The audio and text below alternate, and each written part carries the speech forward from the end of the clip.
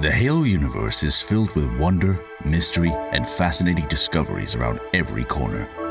With so much to explore, four friends decided it was about time that they boot up their consoles and discuss this universe that has grabbed their attention since childhood. JumperScape Audio kindly welcomes you to join them in the library.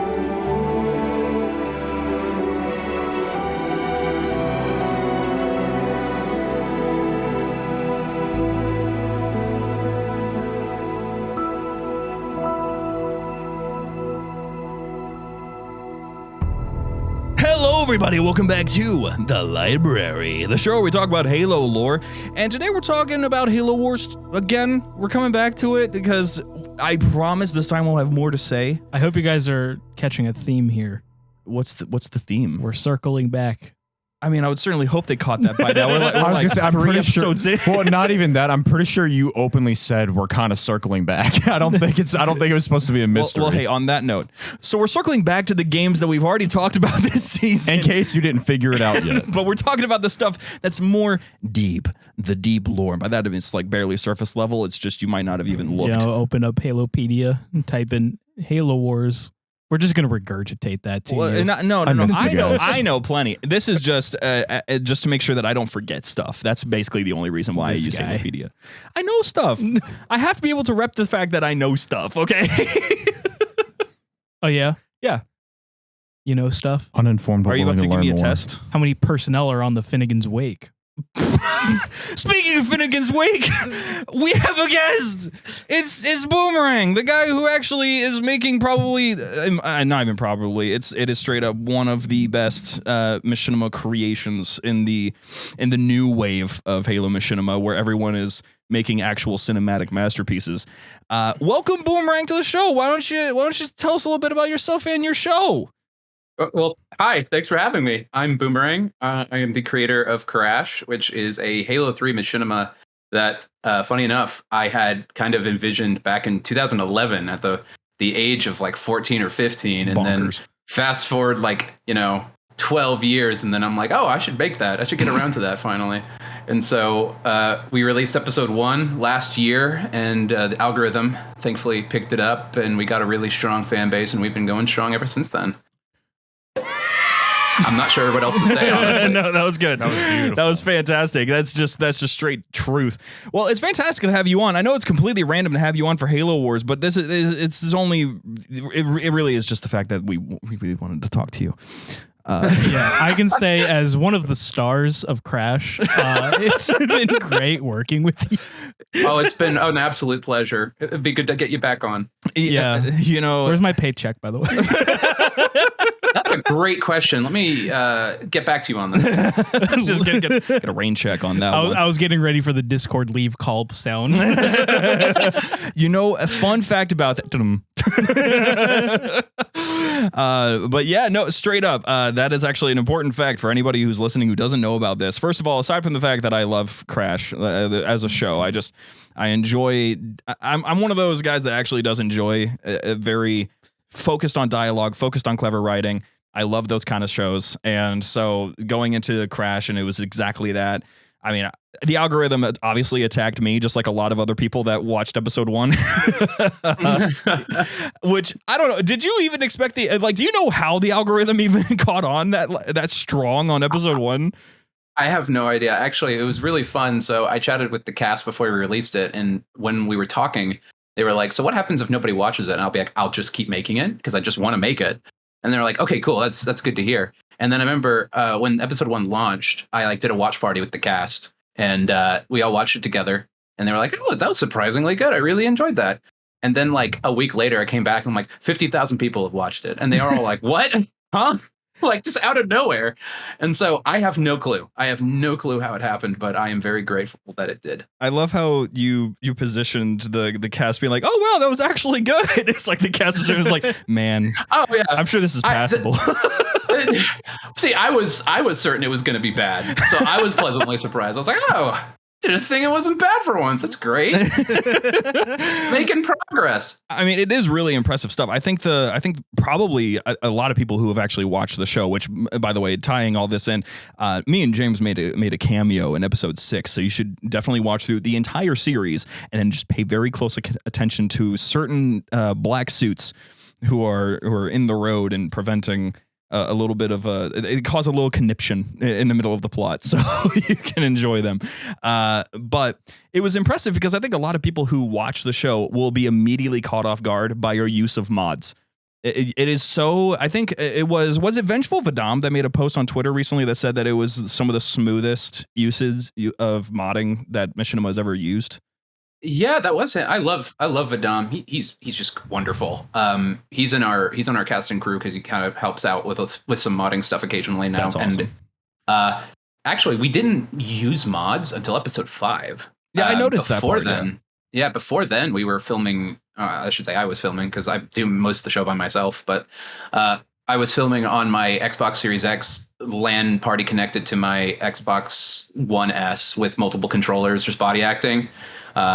And so we used Gary's mod for like extra animations that were limited up until episode 4. And then episode 5 was when we brought on some modders who started with custom maps, animations, weapons, and all that sort of stuff. And we've been trying really hard to include them gradually without it being like, oh guys, look at these mods. It just has to be kind of like part of the story because it's just another tool in the toolbox that you can use. Yeah.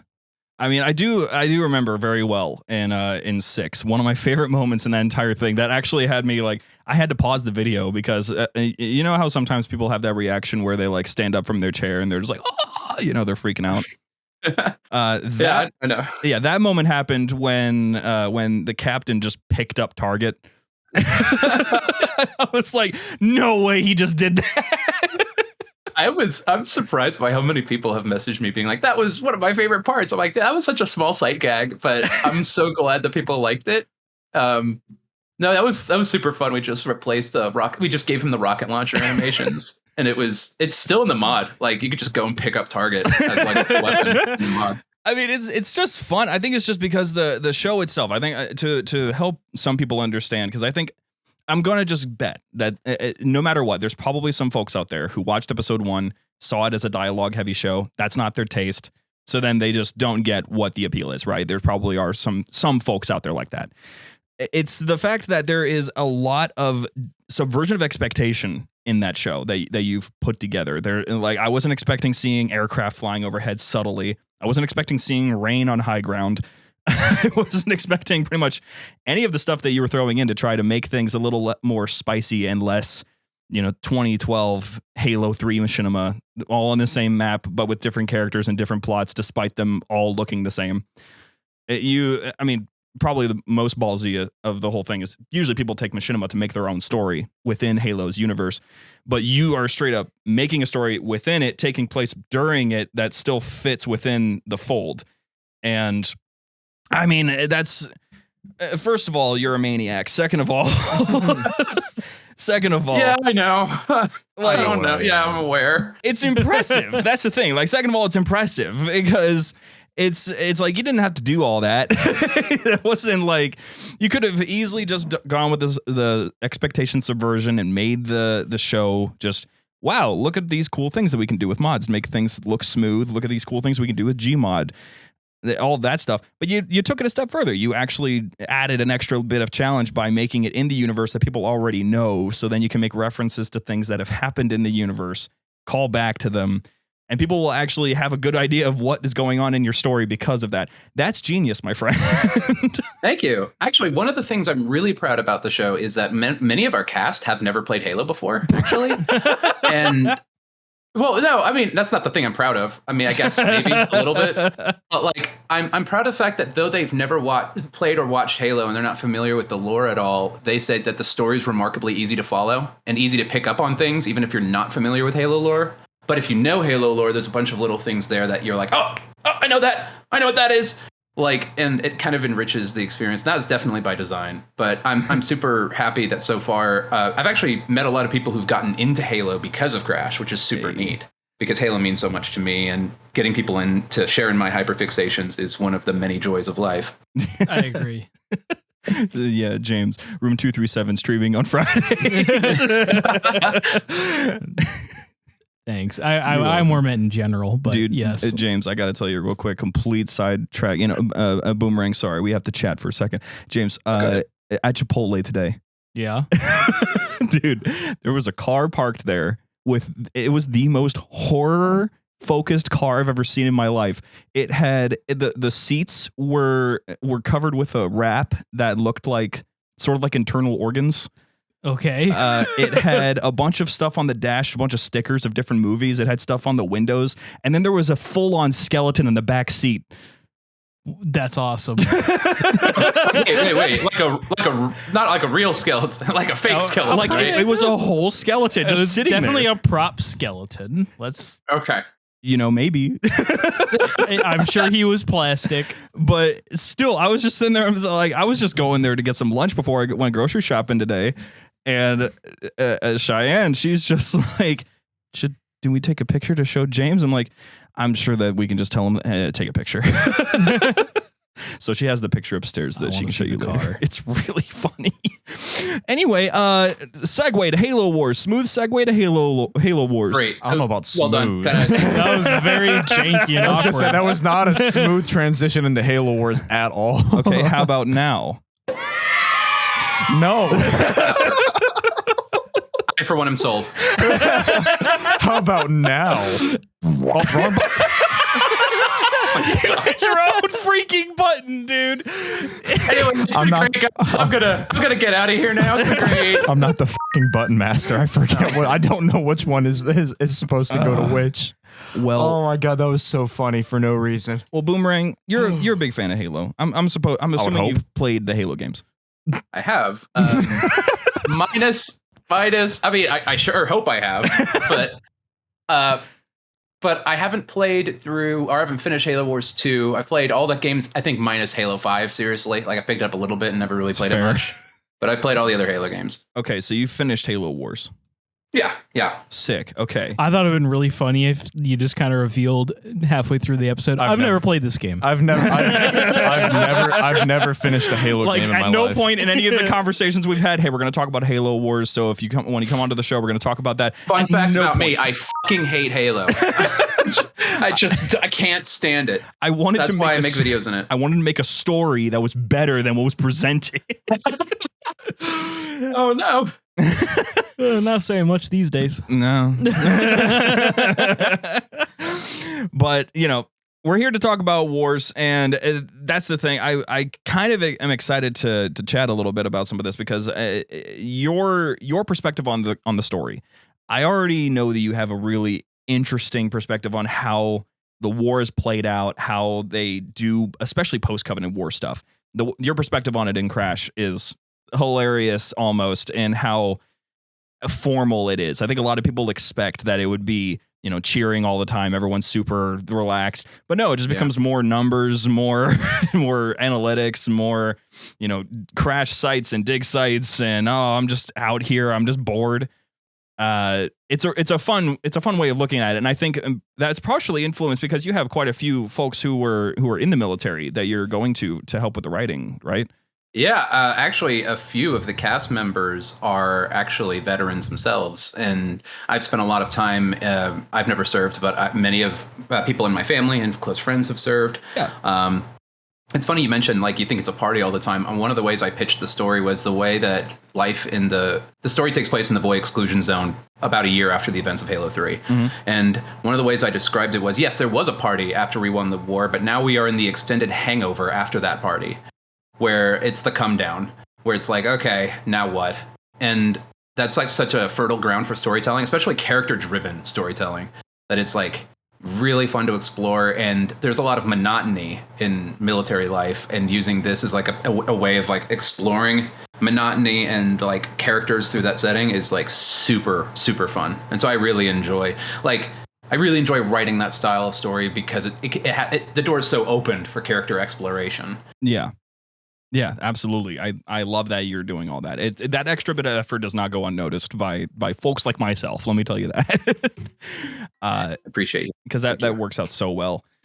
But since we're talking about war stuff, Wars. I'm trying my best here. It's just the truth. The reality is that I mostly want to talk about Crash, and there's not even when I'm like, there's so much to talk about with Wars. The thing is that Wars is one of those annoying pieces of Halo's media that's like, yes, it's fun to play, but when you get into the games itself, the interesting stuff about Halo Wars happens in other pieces of media. So you're just like let's say Arcadia. Arcadia was probably one of the most annoying missions in the entire campaign. Yeah. And it has a really interesting setup. But despite all of that, Arcadia gets mentioned in Halo Reach. It gets mentioned in Guardians, apparently. I didn't know that, but like I said, I'm trying to make sure that I stay informed. It appears in multiple books. It's all over the place because it was something like, it was actually straight up a Forerunner populated planet before. So stuff like that. This expansive part of Halo Wars is that everything about it is more interesting elsewhere. Yeah. Such as Cutter being. We actually have a little reference to Arcadia in Crash episode 5, where Izzy says that she had joined Fixer during the fall of Arcadia, which would be the second fall of Arcadia, not the first. Otherwise, she would be with Fixer for over 20 years. But it's interesting just because Halo Wars has like a lot of splash on the rest of the franchise, even though, speaking in terms of like its impact when it comes to gameplay and like in the greater Halo Wars is one of those things that most Halo fans are like, oh yeah, I know Halo Wars. It's not like it's not often somebody's like favorite. I'm not excluding the possibility, but it's usually not someone's like absolute favorite Halo story. I've never met anybody who said Halo Wars is their favorite. I'm not a knock discounting against it. No, not at all. Not at all. I just I'm personally. sure they're out there. Oh, absolutely, absolutely. Yeah, we're gonna get some comments from them now. I was gonna say someone is gonna be like, the f did you say about Halo Wars? Like, no, I mean no ill intent towards anyone who's like, that's my favorite story or that's my favorite like just Halo game in general. I've never seen that. I'd love to be proven wrong because you're probably a diamond in the rough at that point. I actually think that Halo Wars, I want to give it its flowers here because I actually think that for a game that's a spin-off from the main franchise, not really made by Bungie, I thought it captured the vibe and universe of Halo remarkably well. No, it did. It absolutely did. Yeah, that's the thing, though, is that almost did not happen. They basically had no help from Bungie whatsoever. Right. They had to, Joseph Staten had to step in himself because no one from Bungie would talk to them. Like Ensemble was like, listen, we really just want to make a good Halo game. Could you just listen, just make the game. It's fine. We got other stuff to do. Just do the freaking game. And Joe's what were they doing? When is this time frame? They were making ODST and Reach. Right. I was gonna say this is like 2000. To be fair, 8 to 10, they were pretty busy. Yeah, but you know, despite the fact that Joe Staten was making ODST by himself, basically with a very small team, he was still like, "No, I got time for you. I can help you out with that." We love Joe Staten. We love him so much. And that's the fun part about Wars to me is that it actually, when you really think about, let's say, what it reveals in the gameplay, the cutscenes, it actually does a lot. It did a lot for me when I was a kid. It did a lot in revealing how big the universe actually is because you're going from Combat Evolved to 3 and you know that there's something big going on. You know the Forerunners are a thing that exists. You know the Covenant is huge and how big this war is. But war is taking you all the way back, roughly to the beginning of the conflict. And immediately, it kind of hits you with a whammy. First of all, that humanity is already on the back foot way early in the war. And it shows that very clearly by just letting you play through that first mission where you're already getting your shit rocked on Harvest. Yeah. I loved that as a kid when he said 25, what's the 31? Yep. Yeah, and I remember when I was a kid and I hadn't read the books yet, I always knew 2552. And then when I heard 2531, that's when it clicked for me. Like, oh, so this has been going on for a while. Yeah, because like unless you read the books, which let's be real, unless you were one of those kids, you just weren't doing. Which I was one of those kids. I just didn't know Halo books existed until way too late into my life. And then I was a teenager and I'm like, no one reads books. But one thing that I really remember very well that I remember really upsetting me at first as a kid, but then it started making it just, it was so much cooler as it went on. That cutscene where they show up to Arcadia for the first time. They're like, there's actually a conflict going on here. There is something happening on this planet. It's not just an accident. There's something going on. And they're like, we're getting live feed from the planet. And the live feed opens and you see a Spartan. And I'm sitting there, I'm just like, what? Master Spartans. Master You Chief see is in this game? multiple Spartans. And then you see more run past. They're like, wait, they all wear the same armor? And that's when it all clicked about like what the evolution of the different marks and gens of Halo's armor is like, what Mjolnir had to go through to get to where it is now. It was bonkers for me because I was sitting there and was like, there's no way that's like clones. I love the Halo universe so much. I was saying to some people, I was chatting with some fans in the Discord, our Patreon Discord, and I was saying that despite the fact that there have been most of the community agrees there's been some missteps with the Halo universe in the last, like, since 343 took over. But for me, I also just don't really engage with the stories that if I'm not interested or if I don't think I'll like them. So I just focus on the things I really do like. And so that might be part of it. But for me, despite the missteps that most of the community sees, Halo still has that magic for me. Like, it is such a wonderful universe and it's so interesting. And it hasn't lost that even after all these years. Yeah. That's what's keeping like the fans going right now, is just like the hope, like just the universe, the characters, like like this next thing could be the thing. And in the meantime, you know, we have content creators like you pushing things out to keep everybody like entertained during, I guess the Halo drought 2.0. So I'm doing my part. Exactly. I'm doing my part. I think the fear that a lot of fans have these days is reasonable. I've used this analogy a couple times, but Halo at the moment is an hourglass and it's running out of sand. Yeah. There is a lot to explore, but once you've explored enough, and I'm saying this as someone who has explored a lot, like when you start running out of things to learn, when you've watched all of Installation 00's videos, when you've watched all of Hidden Xperia's videos, when you've watched all of Halo Guy's videos, you're just sitting there and you're just like, I know so much and I'm running out.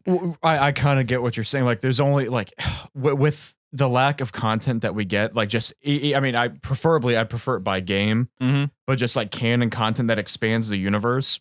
Like with these droughts, people are just going to like binge Halo content and they're going to get caught up with everything. Sooner or later, there's going to be nothing to talk about until we get something, whether it be like a book, a side game, or like a main storyline game.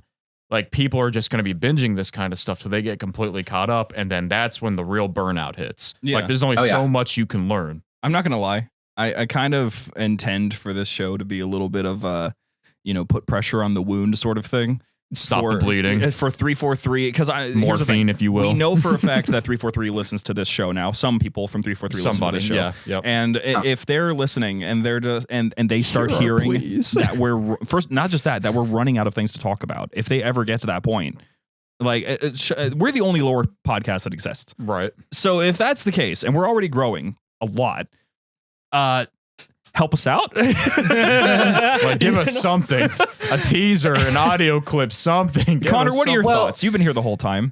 Yeah, Connor's I here. just want more content to play. Just something to understand. I just want more brutes. Well, good thing you have a whole entire Halo campaign you haven't played yet. I know, right? But I speak for the community. That's the thing about what's currently going on, and I'm factoring this into Wars because for some reason that was the last experience that we really got where another company touched Halo. You know the beginning of Halo Wars where he's like setback after setback, loss after loss. That's what's kind of where we are as a community right now. I'm so glad that you found a way to tie that back to Wars. You have my respect.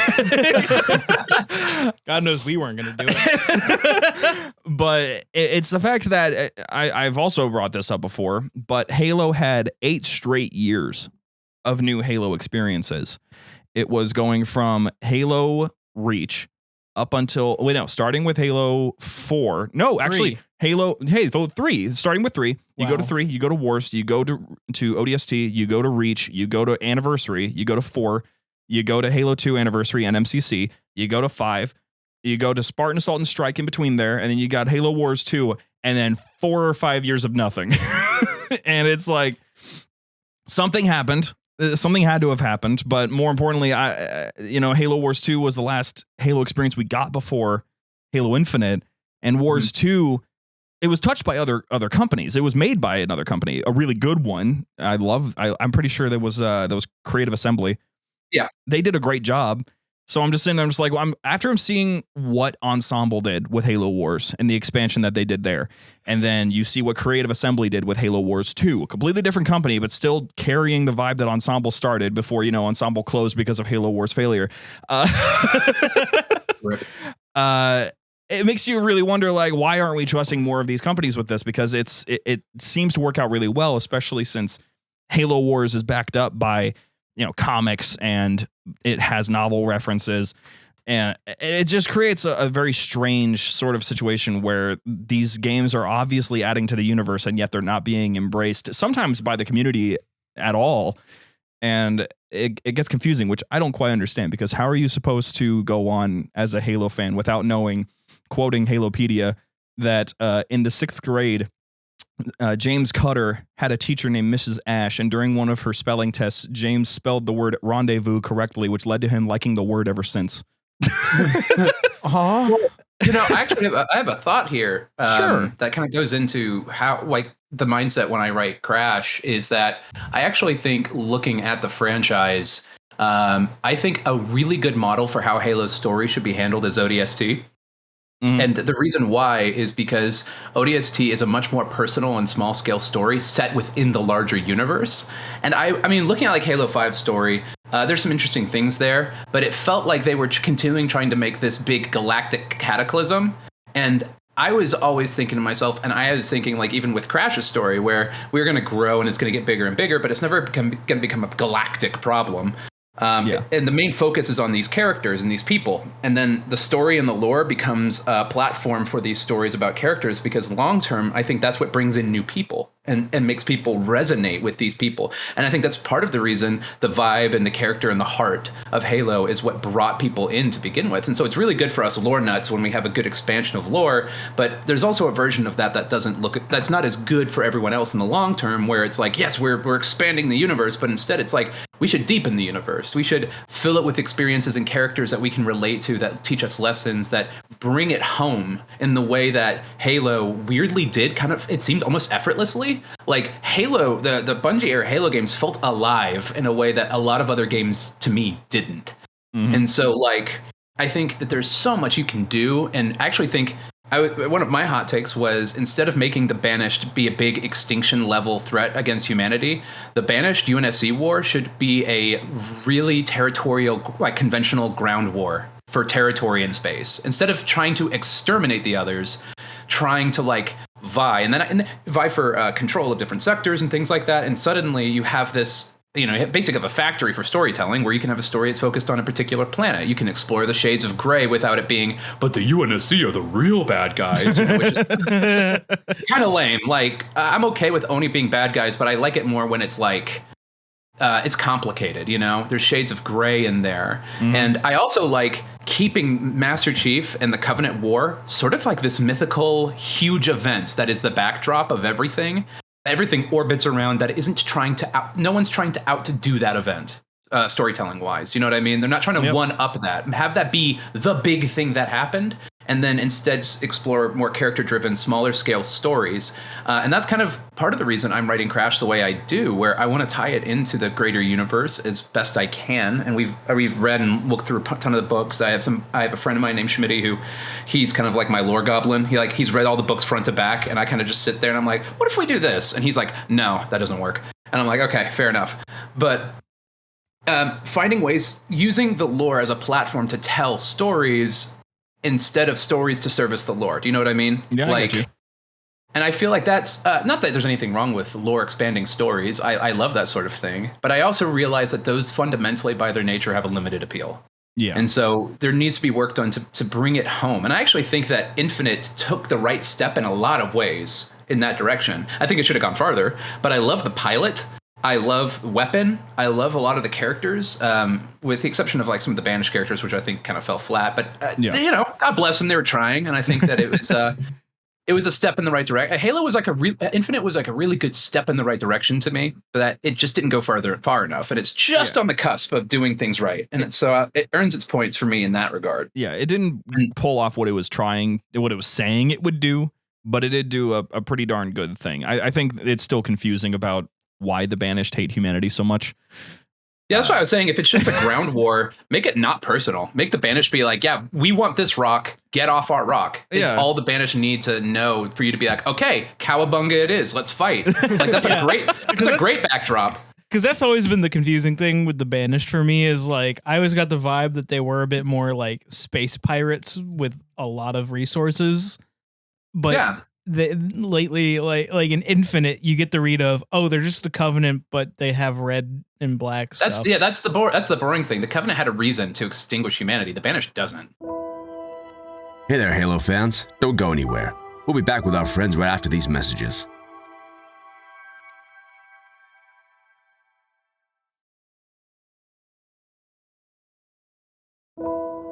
So like. Oh, sorry. Go ahead. No, I was just saying, and so that's why I said a ground war with the Banished would make more sense. Where it's not two groups trying to extinguish the other; it's them vying for the top position and dominance for their own interests. And I think, man, that's a great platform for storytelling because you can explore shades of gray. You can have classic military combat, and instead of it being just a one-side steamroll from the humans, actually have it be that humans are invading Banished worlds. Can you imagine that? That would be interesting. Like that'd be super interesting to see. Yeah. And it just feels kind of like a missed opportunity. But I give credit where it's due. I really like a lot of what 343 does. Their art team is wonderful. I think Halo Infinite just looks great to me. Mm-hmm. Like I think art style is just beautiful. The music's really good. I will also say Halo Wars might have one of my favorite Halo soundtracks of all time. Oh yeah, the one that's not actually on the soundtrack. Yeah, I love Halo Wars 1 soundtrack. It's so good.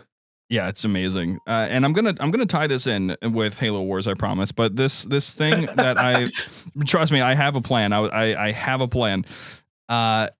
With Halo Infinite, one of the things that was really confusing was, first of all, motivations, but second of all, the characters themselves and their importance. Because you're thinking about this.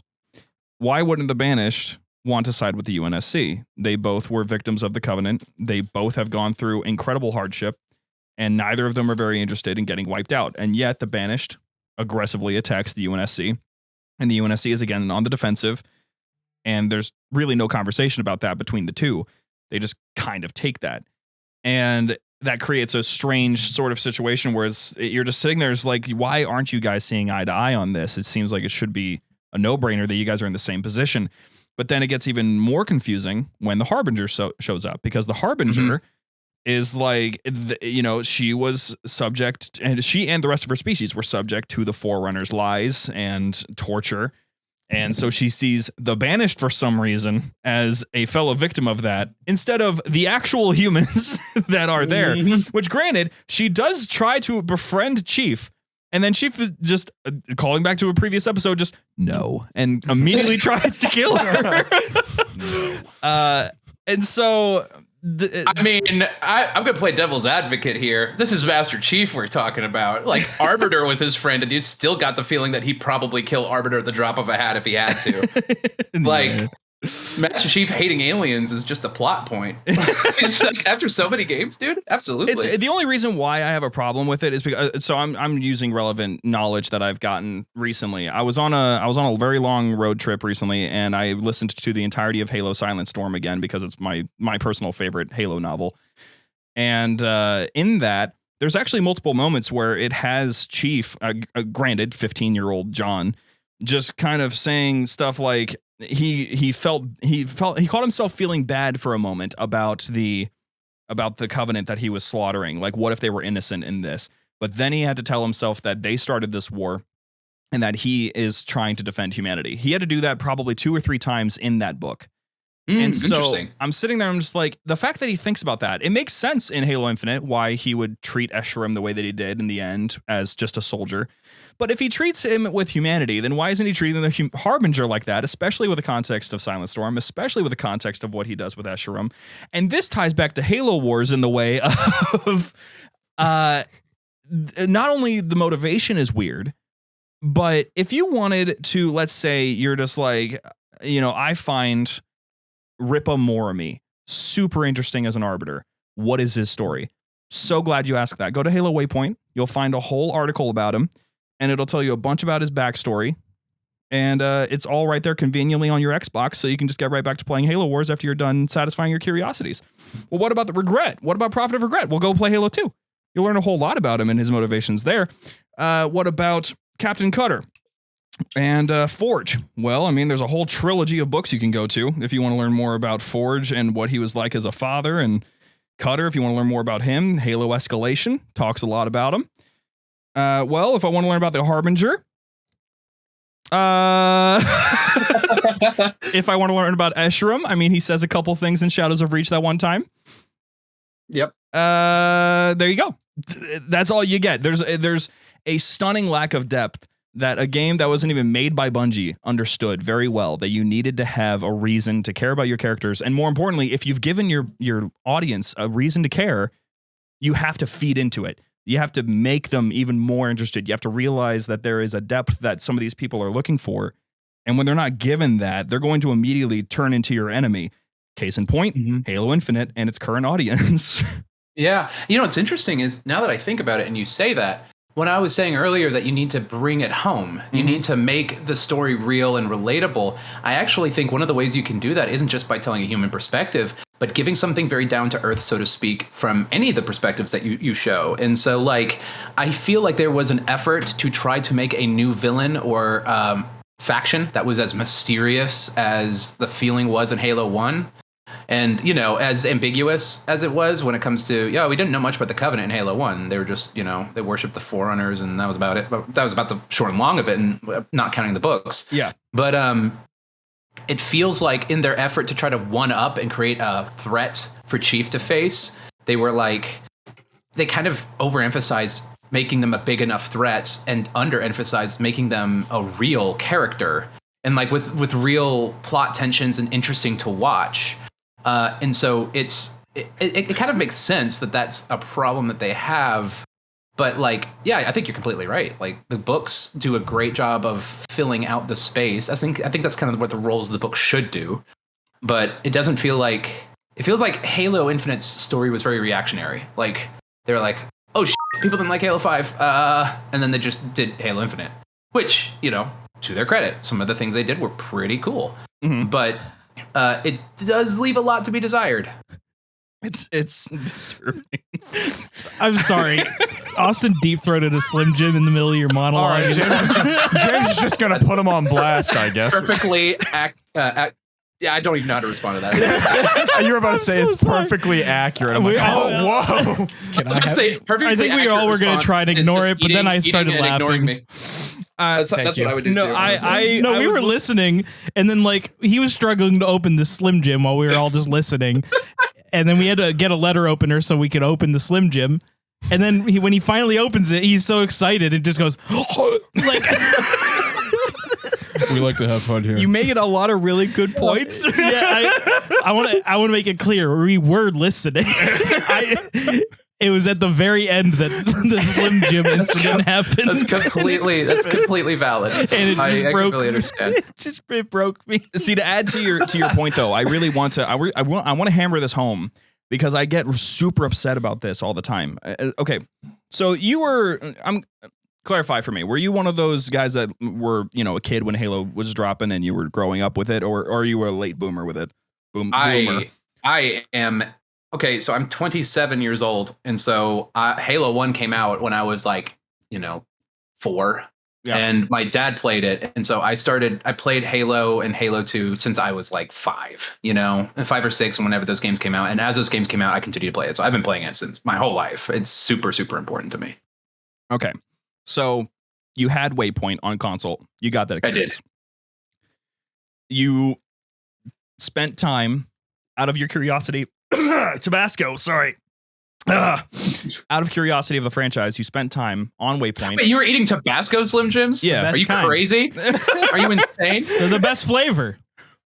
You're going to regret that later, but okay. They're so tasty. I eat them all the time. I don't have a problem. eat like 5 more and get back to me. You know what? I will. They're full size too. You have to understand. We have to eat them. One of our good old listeners, Kyle, sent us a box of 100 of them. Wait, what? Yeah, the PO box. Yeah, it was a good one. Somebody sent me a box of 100 Tabasco Slim Jims. I'm like, are you trying to kill me? Is that what this is? They're just big fans. They want. It's 24. This is like the long game, Dan. They're sabotaging you and you don't even know it. Yeah. Is it actually only 24? They're keeping our It bellies feels like full. so much more. 24. Wow. Send us 100 next time. You won't. Dude, he's going to add a 0 to that. Watch. He will. So. Oh, that means he can't send exactly 100 because they come in packs of 24, so he can only send 96 or he can send 120. That's fair. Obviously, 120 is better, so that's what you need to do. Yeah, I that's agree. fair. So maybe assorted flavors this time, just to cover all the bases. Mild, yeah, the original, you get all the good ones. So the thing with Waypoint, you were there to interact with Waypoint especially when Wars was around, when it started going really just nuts. It started adding all sorts of lore entries. It started adding interactive experiences where you could enter codes and get stuff on it. It had a tracker. It had all this stuff, especially I think most influential for me was Waypoint started posting Red versus Blue episodes that were censored. And at the time when I was a kid, I was restricted from anything that had some sort of censoring in it. I couldn't play games that were rated M. I was interacting with the Halo community and the franchise through my brother because I could watch him play. Oh, I see. So when Red vs. Blue started coming out censored, I mean, that was my first interaction ever actually interacting with Red vs. Blue, and I fell in love with it. The first thing I ever saw from it actually was the text fight against the Reds, which I loved. But and I guess also Tucker and Caboose. But besides the point. So that's the thing. I just kind of want to see if you're on the same page as we are, where Waypoint is now, especially given how it was used when Halo Wars was around, when they were trying to expand all of it, which, again, if you guys want some extra Wars content, Halo Escalation, excellent comic book. And then if you want some extra book lore, especially on Sergeant Forge, that's going to be Point of Light, that's going to be Smoke and Shadow, that's going to be Renegades. That is in the improper order. It's Smoke and Shadow, Point of Light, Renegades. But those three books. I thought that's exactly what you just said. No, I said Point of Light, Smoke and Shadow, Renegades. What's the correct order? Smoke and Shadow, Point of Light, Renegades. Now I'm confused. That's what you said. I said Point of Light, Smoke and Shadow, Renegades. Wrong. Smoke and Shadow, Point of Light, Wrong. Renegades. Right. I'm just flipping the first two. Wrong. So if you want extra information, go for those. But if you're there to get extra information, are you on the same page with me where you just really wish that Waypoint wasn't just a news source now, that it was like actually back to being an app that was actually on Xbox? Because I have a feeling that it's in the same vein as Halo Infinite. It was a reactionary thing. They were just like, oh, people hate that they have to open an extra app. We should just can it.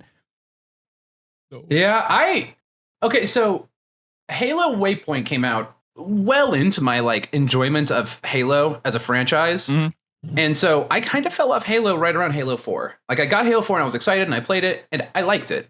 But it was also right around a pretty significant time in my life where I stopped playing video games in general. And so I kind of dropped it, and then I heard about Halo 5 launching and I looked into that because I was curious and I was like, ooh, this doesn't look like my cup of tea anymore. But so Halo Waypoint was not my main way of trying to interact with Halo lore. By and large, a lot of it was just me replaying the games over and over again, which the games were like my main way of enjoying the franchise personally. And then, we didn't have the same source of YouTube videos who discussed lore, which I really love that we have that now, where it's so much more accessible to get into the lore. Yeah. But I would love to have a resource like that for Halo fans, especially because it's like, if you have more stuff, it's not like, okay, the one thing I'll say is I think Halo should be accessible to casual fans, but it has substance there for if you want to go deeper. You know what I mean? I don't want to have to read a Waypoint article in order to understand the motivations of a character, broadly speaking. You know what I mean? And so I think it should be there, and it should be more centralized and more focused and more driven and given a lot more direction. You know what I mean? Yeah. But for the most part, it's not really my thing. Do you know what I mean? I get you. I respect it. I appreciate it. I'm glad it's there. I just don't find myself often using it. That makes sense. So then for you, when it comes to how you want to get your extra content, you would prefer to just go for the books, the comics. You would want to go directly to the source rather than getting the articles that would be posted on Waypoint that pretty much just summarize some of the major points about these specific characters, these specific events. You would want to go straight for the honey, basically. Yeah, either way, honestly, it depends on how busy I am. But like, I have Audible, and I'll listen to like the Halo audiobooks, and I really appreciate learning about these stories in the context they were originally. As someone who's a writer, I write a lot, and I enjoy having stories put in their context. And I'm glad that like I'm probably not going to read the 40K books, right? But yeah. I really love all the 40K lore, the channels that exist out there. But like Halo is just it's different to me because I'm so passionate about the universe that I'm kind of just savoring it, where I'm like, okay, if I don't want somebody to give me the cliff notes about this book. I kind of want to experience it myself. So that way I can build a personal connection to it instead of just head knowledge, where I'm like, okay, I'm kind of going through this book. It's part of the journey. I'm working through it, and I'm listening to it, and I'm building my own connections to it.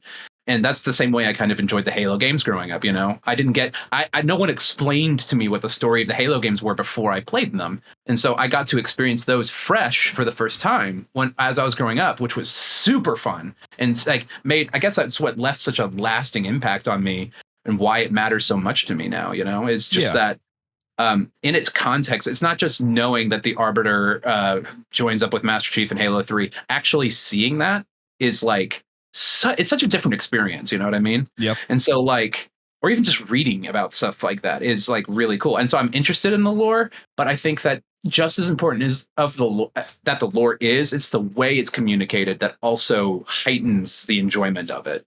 And so I guess that's why Waypoint never really like super clicked with me, because a lot of times it's condensed stuff or it's short stories. And unless I have a vested interest already, it's hard for me to justify the energy of reading it, because I'm like, okay, how does this tie in? I don't know. It's interesting. That's a question I hadn't even thought much about before, to be honest. Well, now this kind of makes me wonder. So you dropped out around Halo 4. Does that mean that you had played through Combat Evolved Anniversary when it first dropped on 360? I did not, actually. Okay. Have you ever played it on the original Xbox 360 at all? No. Okay. Education time. So here's the thing. One of the coolest things that I think needs to be brought back to Halo, this isn't even really education. This is just, I need terminals? Not the terminals, but the terminals are fantastic. I do love them. Also, it's a show available for our Patreon. Yes, I was gonna say I was waiting for the self plug. I'm like, you gotta plug the an extra after show series that just is there. But the terminals are fantastic. I would love more of them. I wish that we didn't. I like audio logs. They're fancy. I wish that they were more like ODST's audio logs, where it's just one long story instead of a bunch of smaller ones. But I would love to have terminals as well. They should have had animated terminals. They should have had a lot of things. I can't really get into that. But, Yeah, are you good? No. Can I I'm not done yet. No, it's going to take a second. I was going to say, just like that, when you started talking about the audio logs, I thought the audio logs in Halo Infinite were really good, but it almost left me. It did leave me feeling like blue-balled, like talking about Lasky. Talking about Halsey, talking about Fireteam Osiris, Locke. Also, hold on, that one where it's like, what are the Banished doing here in this part of space attacking us? And then she's like, making a mistake. And it's like, that you actually got one tapped, my guy. So you guys literally got just like drilled. Like they did not make a mistake. You guys made the mistake. Chief, you can't say badass things and get your ass whooped immediately after. To be fair, I mean, no, he did get his ass whooped. Aatrox pummeled him. Pummeled the ship. He beat the Infinity's ass so hard, he deleted like 5 characters from the franchise.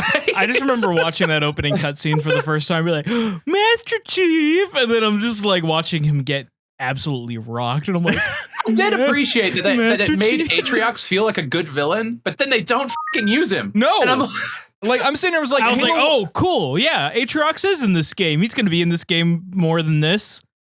No. Like watching him in Halo. Really. I did like watching Chief do a better job against Aatrox than 3 other Spartan 2s.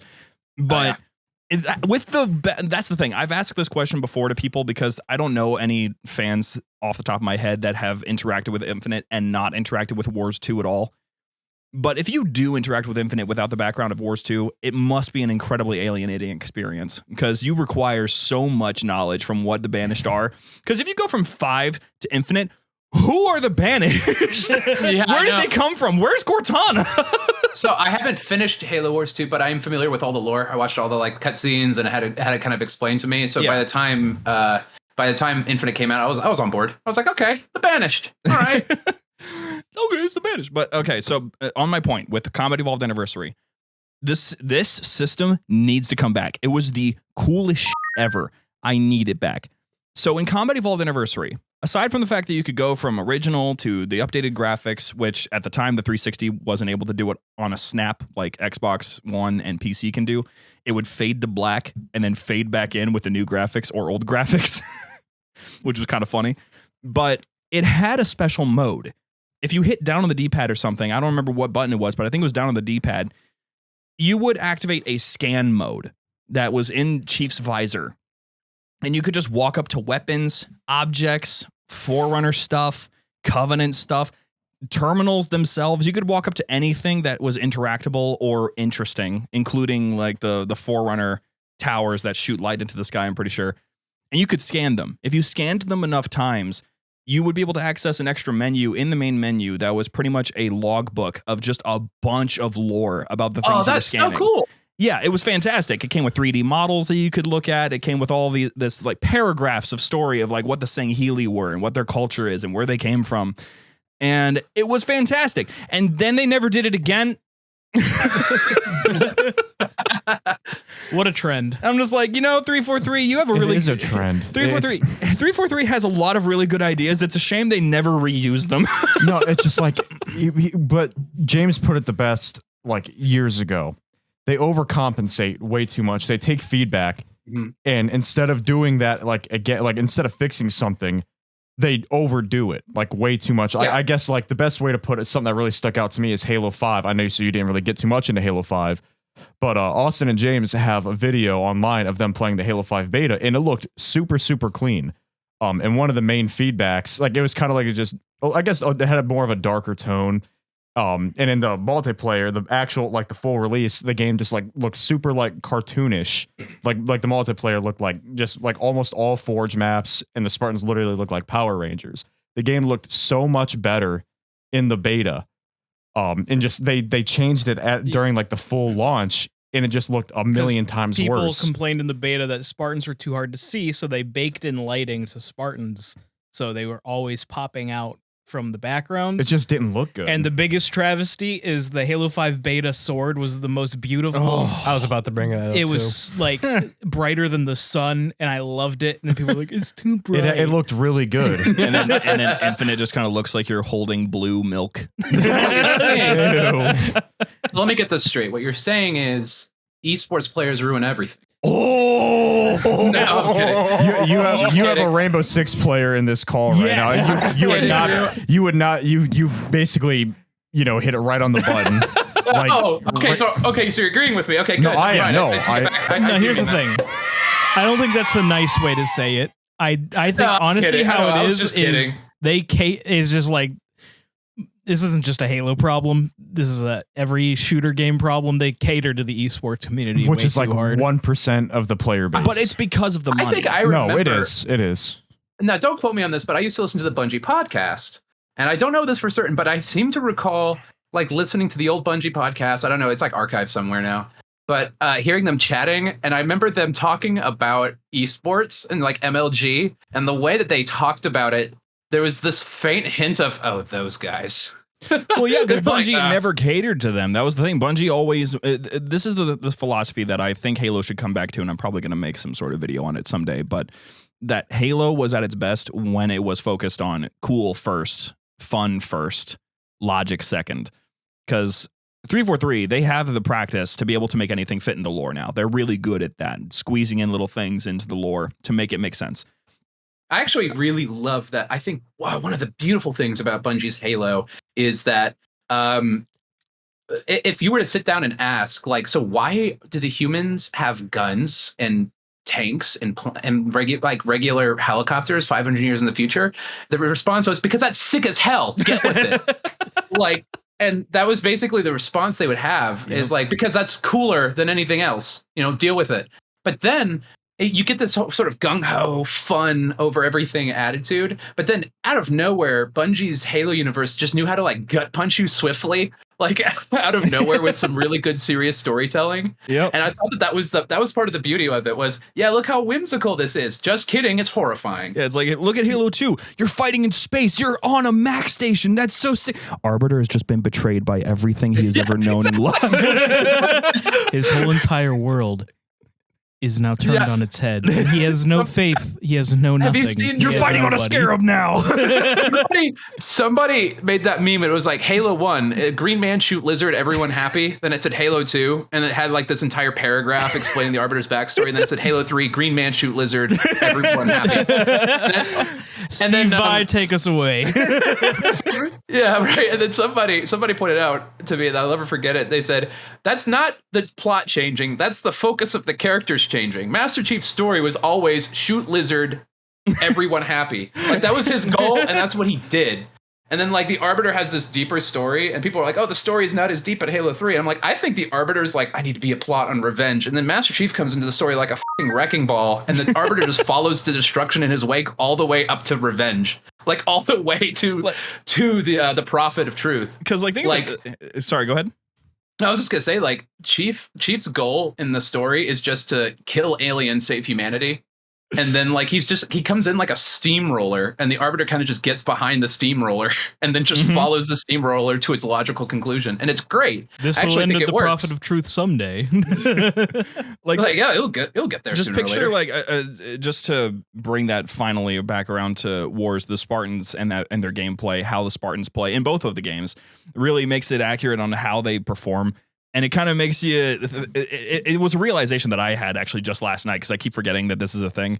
But the Covenant had a very good reason to fear Spartans when the kill-death ratio on Spartans and the Covenant is like billions to 30.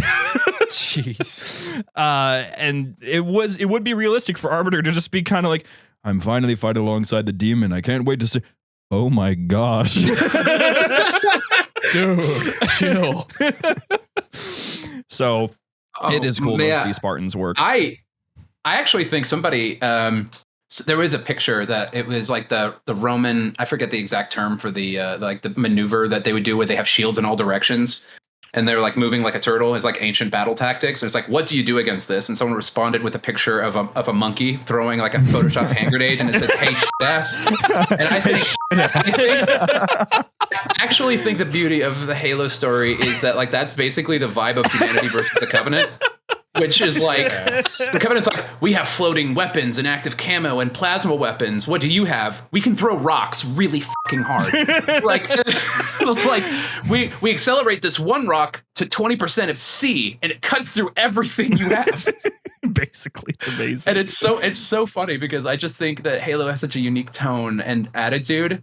Like, especially that, I think they capture that militaristic attitude that the military 500 years in the future. I like that it's like today's military, but just planted 500 years in the future, where you have like the UNSC Say My Name, like they like all of these different. My favorite's the UNSC 2 for flinching. Like that's such a hard name.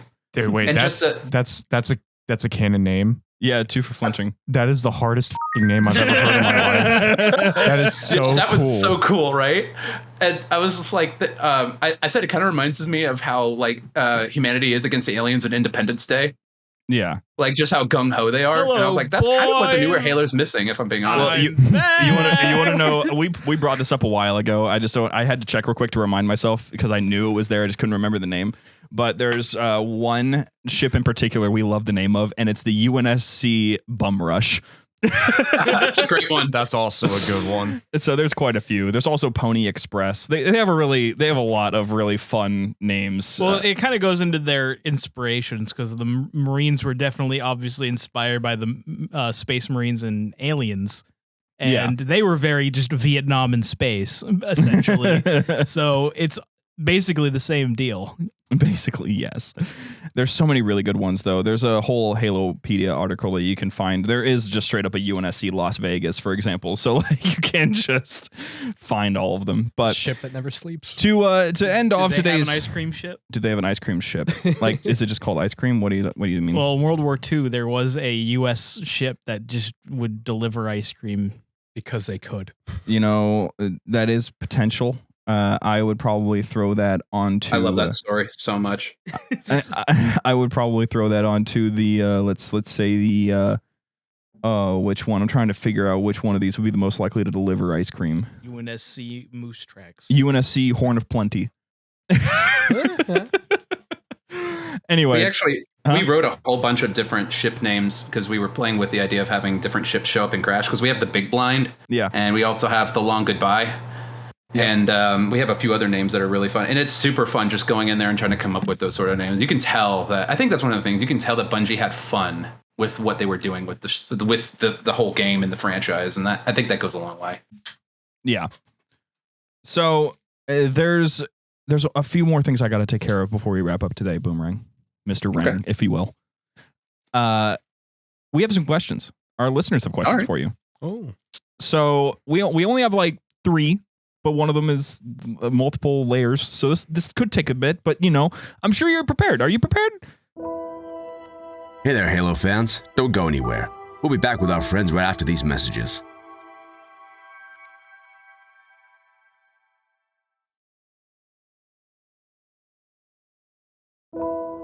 As much as I can be, I suppose. Sure, yeah. So, first question comes from Slipstream19 asking, did you pay us McChickens for our cameos? Allow me to add some context to that question real quick. So, here's the thing about me.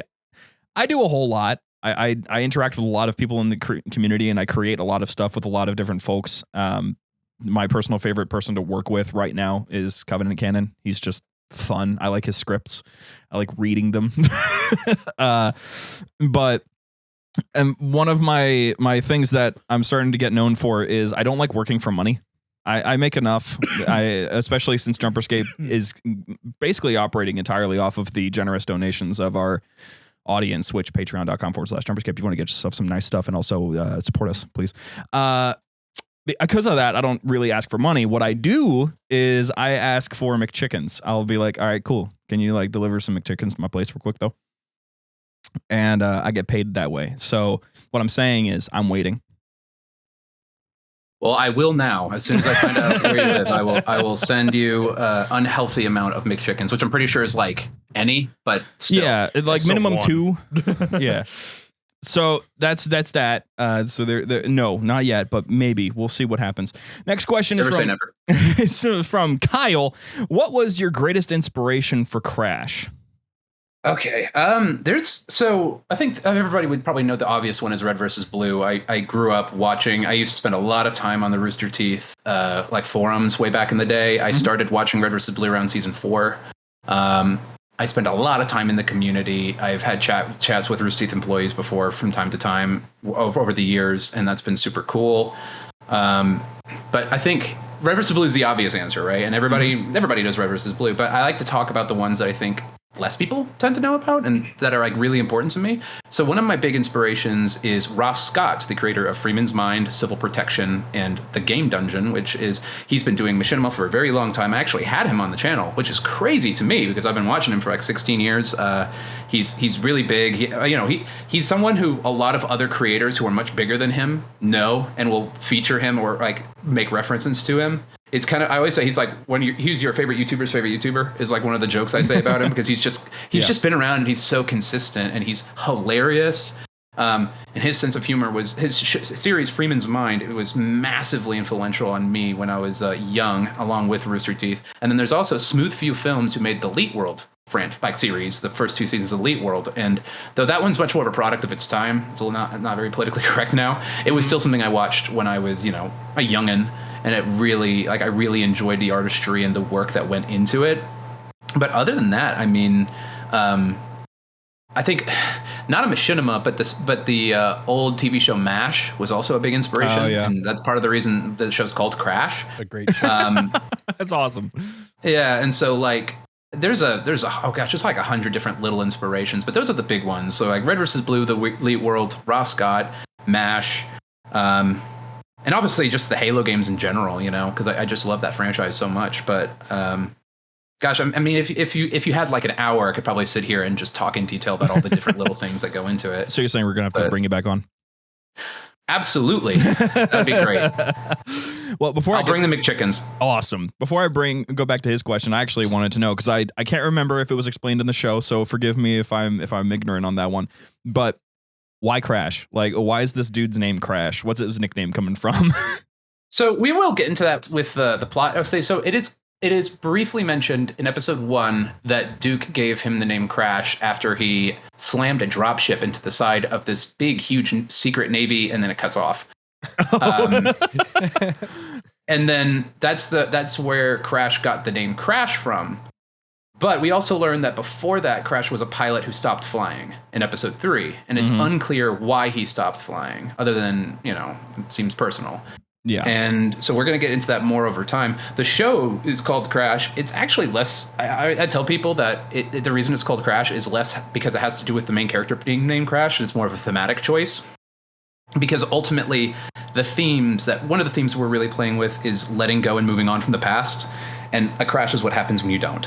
And so in some way, every one of these characters are reacting to something that has happened in the past. I wanted it to be a story about every one of these people in different ways have been touched by the war.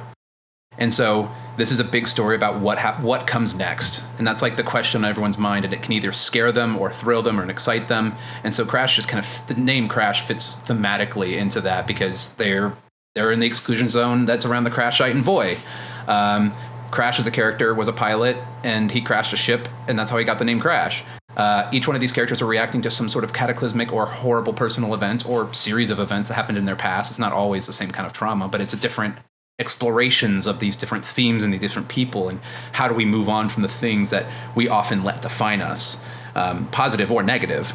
And so like there's some layers to why it's called Crash, and people are like, oh, is he the main character? And I'm like, sort of, but I feel like the entirety of the team is the main character, like he's just one of them. But yeah, that's the reason in lore why he's named Crash, and that's kind of the reason why thematically we've gone with that name. Man, that's wow. I was expecting a lot less than that. That was awesome. People usually like, so what's this? And I go into this long diatribe about like the thought I've put into the show, and they're like, oh, okay. I mean, it's clear why the show has such a clear direction by this point, because getting to actually talk about this, it's obvious you put more than I think a lot of machinima directors put into their projects. Some would say an unhealthy amount, even. Yeah, because I mean, usually with machinima, you're trying to tell a cool story, you're trying to tell an interesting story, you're trying to tell a funny story. You pick a genre and then you just make something in the Halo theater mode. But there are some projects that clearly go above and beyond and have a plan. And those are the ones that really the entirety of the series is now planned out, and we've had it planned out since like episode 2. Wait, how many episodes are there? So we're aiming at 3 seasons right now, around 12 to 13 episodes per season. That's the aim right now. You almost had me jump out of my chair. So we're in it for the long haul. It's all been planned. Somebody was saying that there's a lot. We have really cool fans who make art of shipping some of the characters together, which I take as a high compliment for my writing. It's like people like the ideas of these characters being in relationships with each other. And someone was like, "Don't indulge the ships." And then I responded to them on a comment saying, the people commenting wanting to ship things and stuff like that has no effect on my writing whatsoever, because if two characters do end up in a relationship or anything like that, that's been planned from the start. Like the entire show has basically been planned from the start. That's awesome. And so that's also why it's fun, because every little like loose end, it's not like we made it up and then we're going to figure it out later. No, like all the little hints and things like that actually are going somewhere that we've planned out, which is super exciting. Because I feel like when season 1's done, I think people will watch back and be like, oh shit, wait a minute. And then a bunch of other things will start clicking into place about the story. And it's super fun as we go along and things start clicking, because it gives the viewers a lot to like chew on. And it's super fun to write that. It's fantastic. I'm excited to see where all this goes. So back to Kyle. He has a follow-up question. What was something you were worried about when it came to making Crash, but wasn't as bad as you thought? Oh, gosh, that's a great question. He's good at those. I'm going to be honest. Everything I thought would suck did.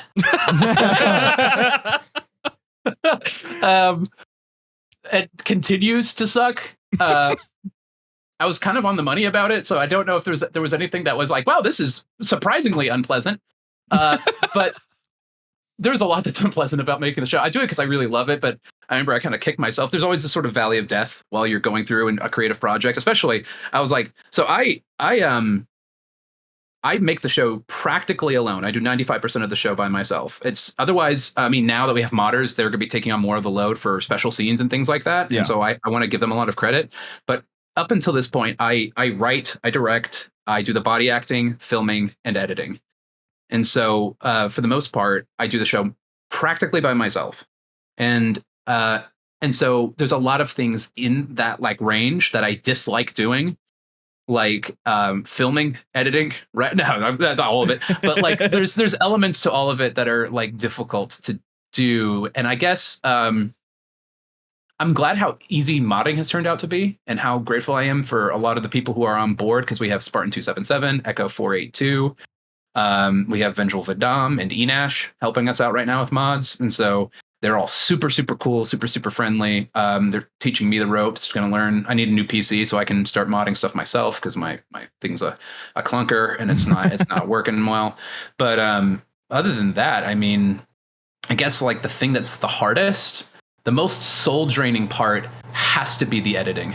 Yep. Like, feel that. Well, no, maybe the filming actually, because a lot of times filming, you'll film it and then you'll go into theater.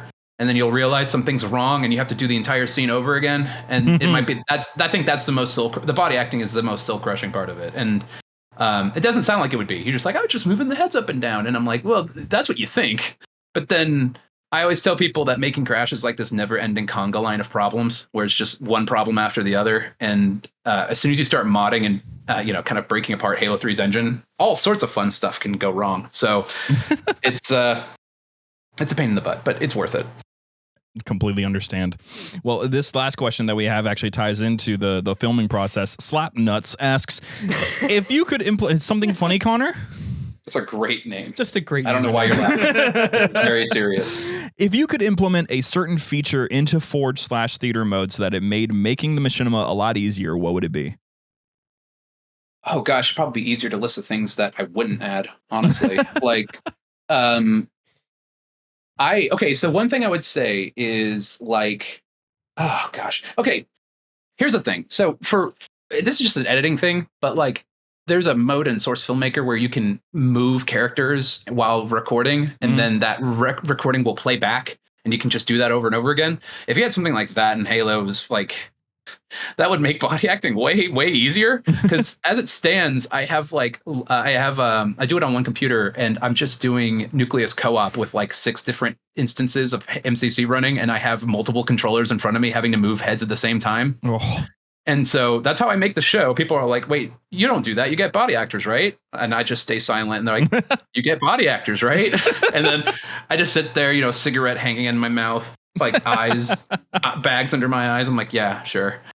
But no, I mean, a Forge mode that doesn't randomly desync would be, or not Forge mode, a theater mode that doesn't randomly desync the characters' locations would be nice, because that's caused a few particular issues. But that's more of a bug fix than a feature.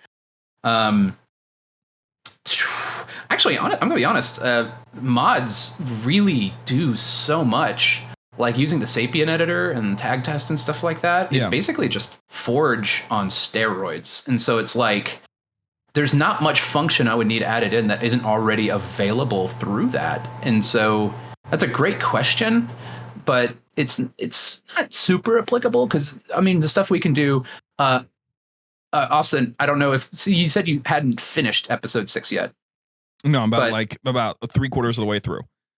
I'm going to minorly spoil something. At the very end, we have custom in-engine animations done the same way that Bungie did the cutscenes. Okay. Yeah, and we were instead of sending the animations out to like do it in Blender or SFM and trying to match it, we just did the animations in the engine and added a trigger, and so it's an in-game cutscene, and it makes it look flawless. And we're going to be doing that a lot more. Maybe not super often. It's only whenever the story calls for it. Let me know when you've seen that point, because I'd love to hear your thoughts. Oh my gosh.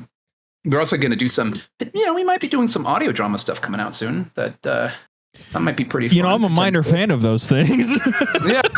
So I think, I don't know, there might be some stuff coming down. It's fun doing a very like story rich thing, because I can tease and like send out little things and like a fan chat. I've talked with some people on the server, and people on our Discord get like previews of stuff all the time. Mm-hmm. And it's super fun. Like, oh man, there's so much I want to talk about because we got some really cool collaborations coming up that I'm like bursting at the seams wanting to talk about, but I'm like, I don't know if these are going to fall through or not. So I can't talk about them. But like, as a fan of a lot of this stuff, I'm really excited for it. And so, but yeah, and I hopefully we can get a good workflow. Like Crash is my side job. I still have like a ton of other responsibilities I do. Hopefully, if I keep, if Crash keeps growing, I can make it my main thing. And so the episodes take a long time. But what was the original question again? I kind of just rambled myself away from it. You answered it. It was, what would you want in theater or Forge mode that makes mission modes easier? You covered it. Sorry about that. You're all fine. Well, hey, we're coming up to the end of the episode. So is there anything that you would like to add as your final notes, like places that people can go and see the stuff that you're putting out? Is there anything that they can get excited about? Is there a release date already for episode 7? I want the full rundown. Well, sure. Episode 7 doesn't have a release date yet because we are already kind of deep in work for it. I'm going to take the next few days to a week off because I was in mad crunch mode for episode 6 and just getting that out. Yeah. Some cool stuff. So we just partnered with a friend of mine named Fiend to do custom music for the show, original music. I saw that. We just released a small demo of it, and I think it sounds really, really cool. And it's going to be cool to kind of go forward on that. We have a little. I don't know if you guys have seen it, but we had a little kind of like post side thing called Dizzy Time, and we're going to be releasing Dizzy Time 2, which is going to be awful, and hopefully in the best way possible. Then we have I'm going to make an Alan Wake video and a Starfield video kind of separately, and then episode 7 after that. And we have a few. I don't know if you guys have followed the ARG stuff we're doing, but we're doing some lore heavy. Like if you're Halo lore fans, the ARGs kind of tie in some fun ways, and it's a nice way if you put the pieces together, you kind of get a good hint of where the story's going.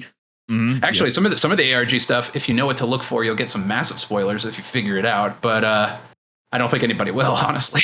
Well, we'll see if that happens because we got some pretty serious diggers here in this Discord server.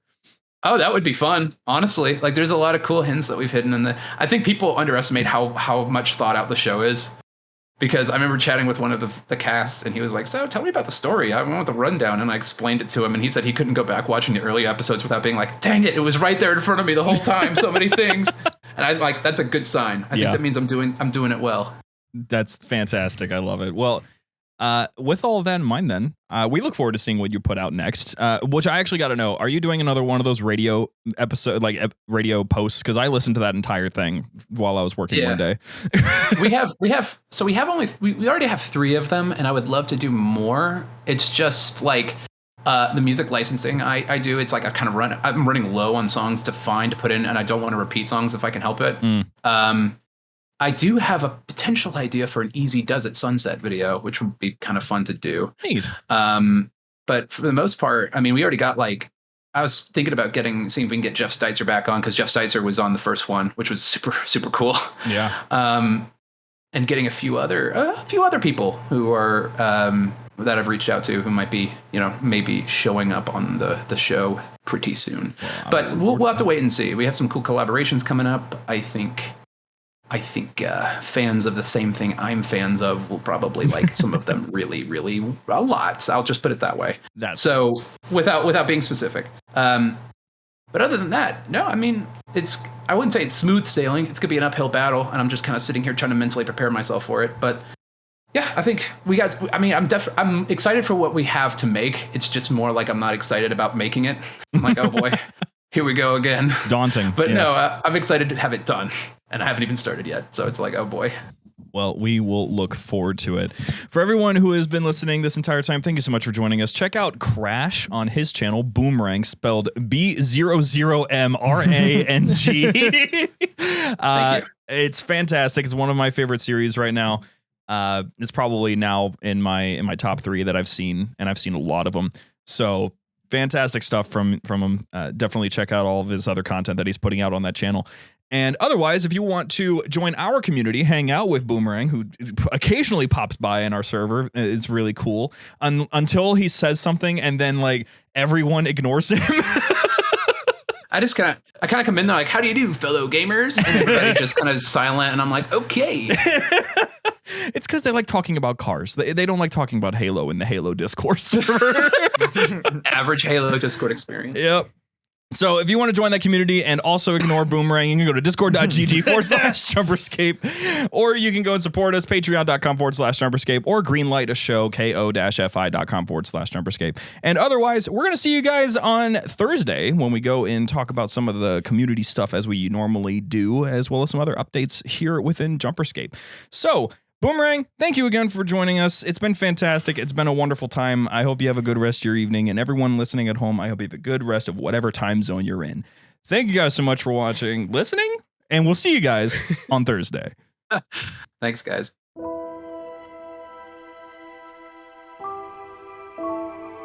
The Halo universe is filled with wonder, mystery, and fascinating discoveries around every corner. With so much to explore, four friends decided it was about time that they booted up their consoles and discussed this universe that has grabbed their attention since childhood. JumperScape Audio kindly welcomes you to join them in the library.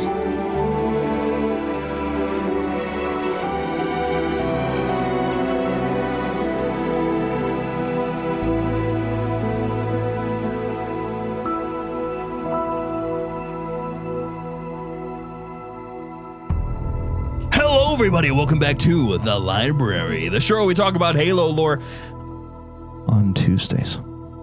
It's not Tuesday right now. It's not Tuesday anymore. It's Thursday, actually. Yeah. It's Thursday, my dudes. Thanks, Connor. Thought I'd throw that in there. There's things happening in JumperScape. What is happening in JumperScape? We're like 2 steps away from having a video studio. Oh, yeah. So, like, so here's the Almost thing. there. Yeah. I got the sound blankets up now. So this whole studio is contained now. I think this would help the YouTube channel not be a dead spot. Hey, we just hit 100 subscribers. Wow. The library actual one, not JumperScape. JumperScape's nearing 1,000. So We should probably just move the library back to JumperScape. but it fills so much of the uploads. That was the problem. You couldn't find our other content because you had to scroll past 30 episodes of the library. Yeah. And plus, where's Rune 237 going to go? It's also JumperScape. That's true. By the time that we reach the end of this year, we're going to have probably 4 podcasts. So, Well, that would fill in the gaps. oh my gosh. Well, once we have the camera set up, I think what I'm thinking is we won't have all of our thumbnails be identical. Maybe. Maybe. Depends, because that's work that's being done by one of our editors, Mark. You're doing a great job, Mark. He's doing such a great job. I do the thumbnails for Rune 237. He does the thumbnails for Library. So the work is split. It's just, Then again, I don't think I've actually looked at the library YouTube channel, so I don't know. I guess I'm just going off of 237 being the same thumbnail with different text. it's basically that, except it changes depending on if there's a guest. That's pretty much the gist of it. The way that this is formatted, JumperScape's channel is like, this is the cool stuff we're doing. Here's the biggest stuff we're doing. Here's the latest updates. Here's a free episode of something of like terminals or whatever. And then all the shows have their own channels. So I'm gonna that text Shane to move his car back a little bit before Yes. he gets back down. yes, so that you can do your thing. Oh, I might have to move too. Probably. Are you in the driveway? You're never in the driveway. I parked at the driveway. Oh God, never. It's okay. I can handle this. Guys. I'm good at this. Well, I'll just wait because you have to. Connor, go move your car. I don't want to. Go park in the street. Did you plan on saying anything in the next 5 minutes? I could have. I won't. I won't. I always try to fill in when I can. I won't get into the Patreon review content until you're back. How about that? Okay. I will put my car in the streets. So, the thing going on right now with JumperScape, aside from that, is aside from the video podcast stuff, the shows that we are producing right now, Tarkov Season 2 is well underway. Writing is almost done, and we have 2 composers on it now, not just one. We have 2 composers. Speaking of composers, we have a composer for Stories from Waypoint, currently making a original soundtrack for Stories. And quite a few content creators are interested in working and helping us promote / be on and create with it. So who knows what we make here near the end of the year, but things are going to get pretty darn exciting. In the Halo sphere here in the community, not a lot. As usual. This has been a sort of silent week. There's stuff happening in social media all the time. People getting upset with each other about stuff. But what else is new? Infinite got a new event. Cool. Yeah. No one really pays attention. No one really cares. No, but that's just kind of how it is sometimes. So that's the unfortunate part. But for JumperScape, we're doing fun stuff, and we're unfortunately coming up near the end of the let's make something new in the Halo franchise sort of stuff. Hey Shane, move your car. Huh? Move your car. Can you back your car up just a bit so I have to leave here in a second. Okay. Yeah. Thank you. Just so I can get out. You don't have to go all the way in the street or anything. So sorry, guys. Because our last guest was very, very wonderful, and we started a bit late. I have to run away about halfway through this episode. Can we openly blame Connor? Yes. I blame Connor openly. I blame Connor openly. And I'll do it to his face. Yes, when he comes back down, we blame you openly. James, is it interesting making content that's not just for us anymore? Because it used to be just for us. Yeah, I guess so. I'm constantly every day. I still forget that people actually pay attention. I'm waiting for HCS to hit. So then you're like, oh, because you do know what's going to happen when we're there, right? Like I'm already picturing it in my mind. Like there are some people there. They're going to know us by just us walking in, and it's gonna be weird. I don't know if I'm ready for that.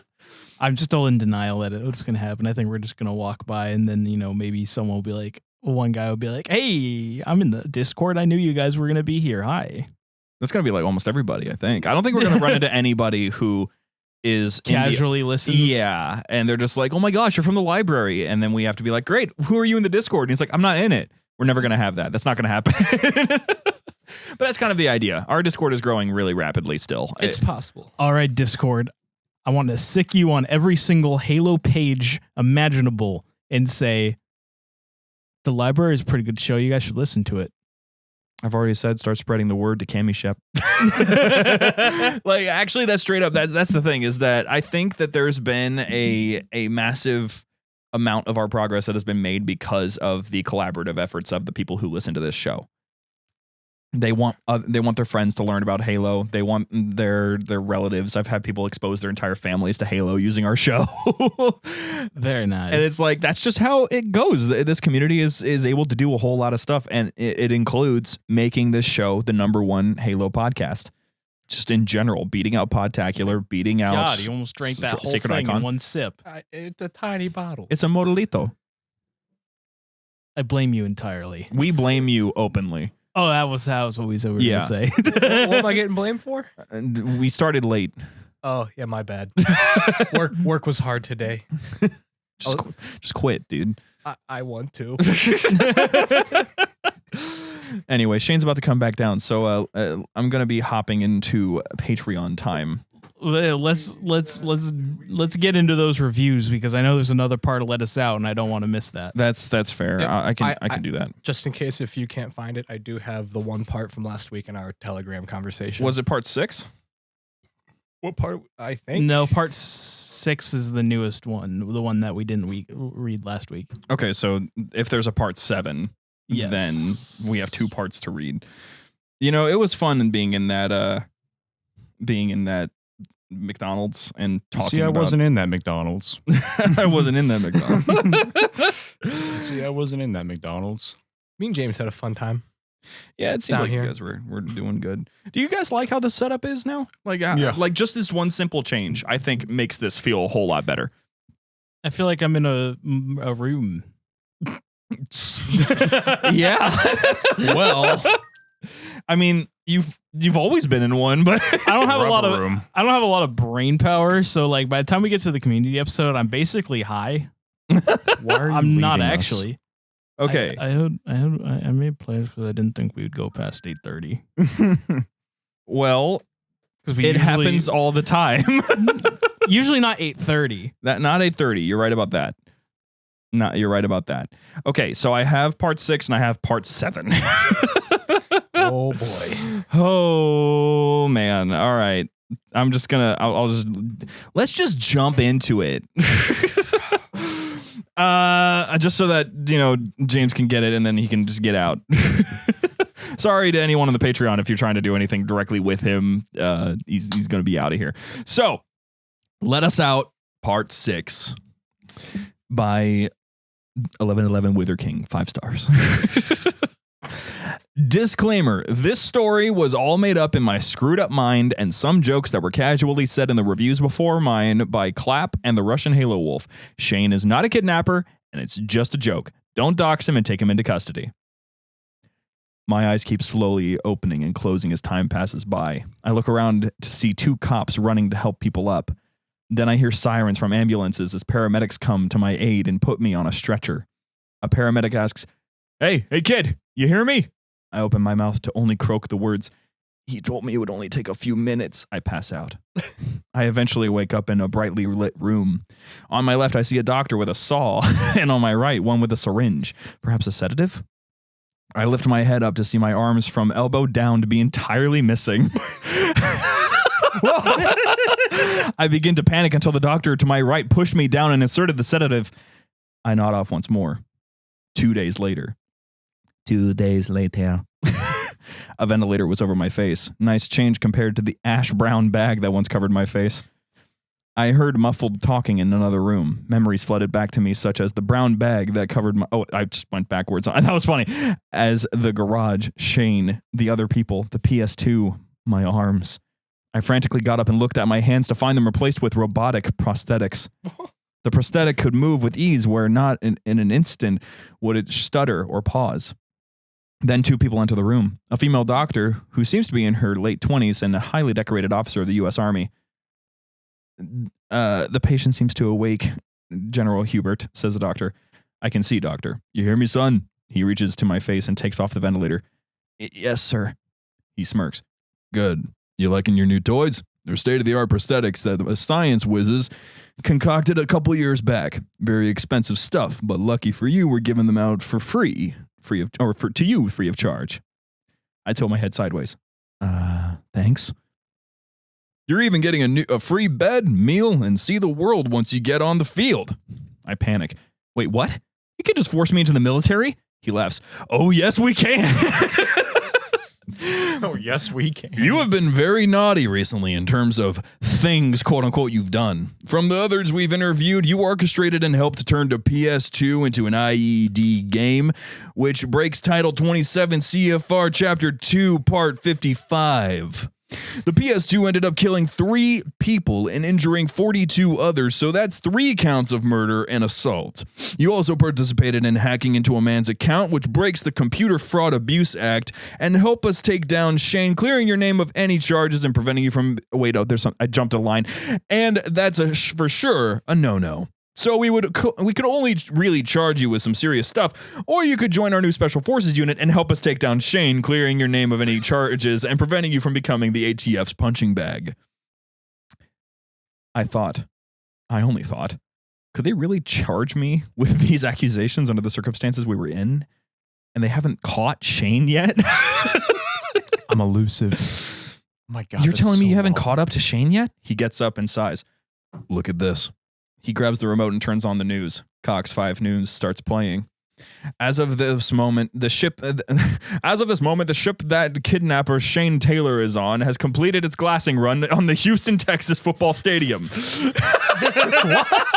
You have a ship? It's for my brownies. The male reporter starts talking. Wait.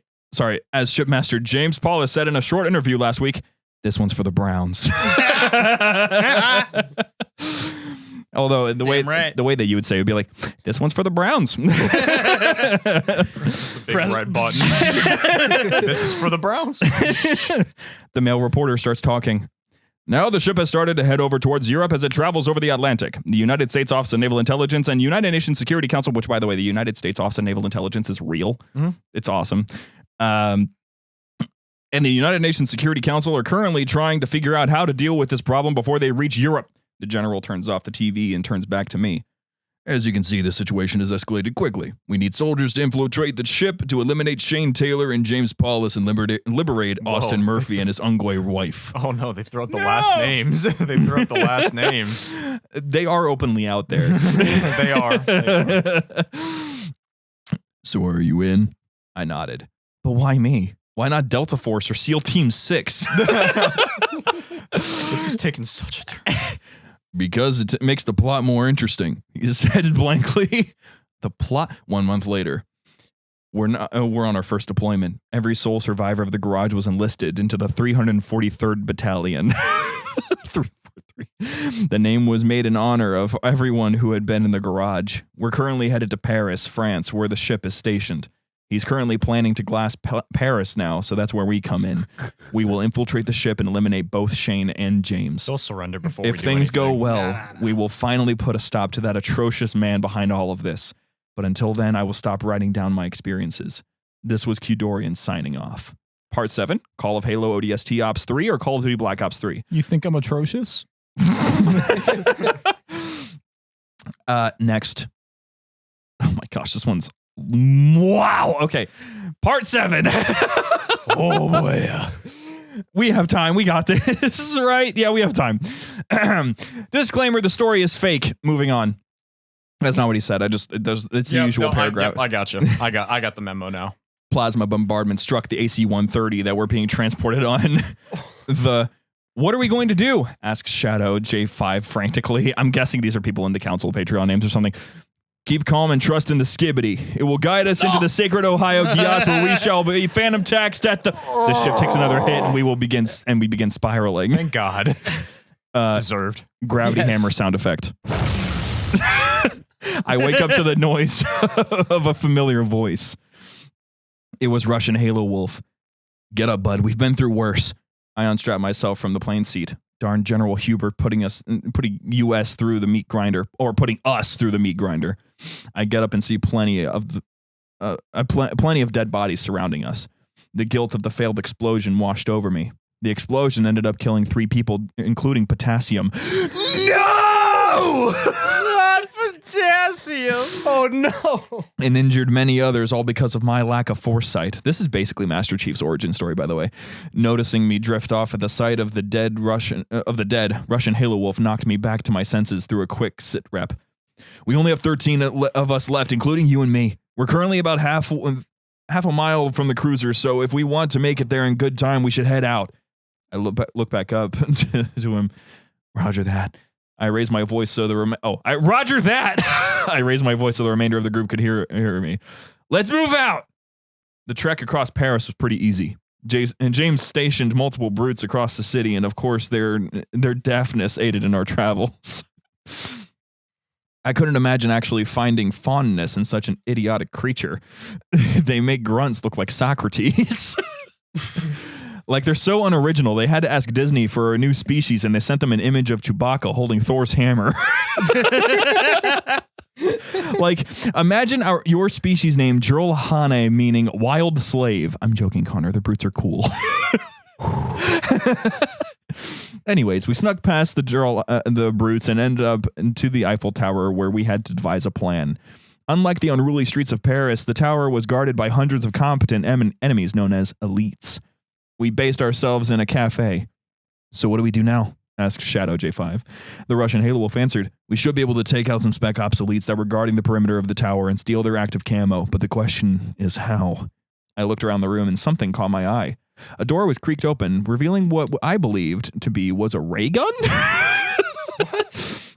I walked towards the door and opened it. Not only is there a ray gun from Call of Halo ODST Ops Flood Mode, but also a bunch of monkeys too. This is what we'll use, I shout to them. They turned towards me, grinning, knowing how this game works. We all grabbed the loot and headed towards the tower's perimeter. One of our guys threw the monkey in the middle of the Spec Ops elite group, distracting them while the Russian Halo Wolf gunned them down with the ray gun. We stole their active camo and activated it. The run for the elevator began trying to get there before it deactivated in the middle of the hundreds of elites. As the rest of us got onto the Eiffel Tower's elevator, Shadow J5's active camo deactivated before he got to the elevator. Elites noticed quickly and dashed to get him. He attempted running to the elevator, but I knew he couldn't make it in time. I'm sorry, little one. I pressed the elevator button and we ended up without Shadow J5. Oh no. That's messed up. You could hear the guttural scream that came from him after being stabbed by multiple energy swords. As we went, I spoke to the remaining group. We can mourn later, but now we have to get to the top of the tower and enter the cruiser. Before the elevator door opened, the Russian Halo Wolf said, remember, no saying Healy. The door opened, and the people in the rammed some poor elites, causing them to fall from the top of the tower. Then we turned to our right and railed through some elite miners, pause, unaliving every last one of them till we got to the top. He actually added pause in parentheses. At the top was an arbiter. I am arbiter, toe god liquor of the toes, and I shall be your reckoning. We all engaged, but it didn't take much for the arbiter to cut us down. He killed 3 of our guys by lunging at them with his modified energy sword. It was not looking good for us. We were doing nothing to his shields, and he just kept swinging at us. That was until the Russian Halo Wolf took action into his own hands. Look, we're doing nothing to him, but I've got a solution. He reveals a plasma grenade in his hand. You both know what I must do. I began to open my mouth to object, but he pushed me aside and activated the plasma grenade while charging at the arbiter. The arbiter turns to face him, but it was too late. The grenade went off, killing both the arbiter and the Russian Halo Wolf. He's been there since part 1, bro. We're starting to kill off characters left and right. I got up and looked around mortified. I was the last one standing on the tower. In fact, I was the last of the 343 garage residents alive. Lactating gator. 343 garage residents. Lactating gator. Dangerous rough 33. Default potassium. Shadow J5. The Russian Halo Wolf. All these people that I've known for months are gone. And it was all because of him. Shane. I refocused on my priorities. I walked over to the beam of light and got bleamed up to the ship. Got bleamed up to the ship. Thank you for using my favorite word. Bleamed. Once I'm done with Shane, he will wish to be let out of this life. Not seriously. Part 8? Also, I'm still waiting to hear about the fan fiction mentioned in episode 56. Austin gets quizzed at timestamp 1849. You know, I don't even know which one you're talking about. I'll check real quick after James is gone. Bless you, James. Blesses. So that was awesome. Shane, I guess he's coming for your ass. Pause. You heard him. Yeah. So, yeah. Terrifying.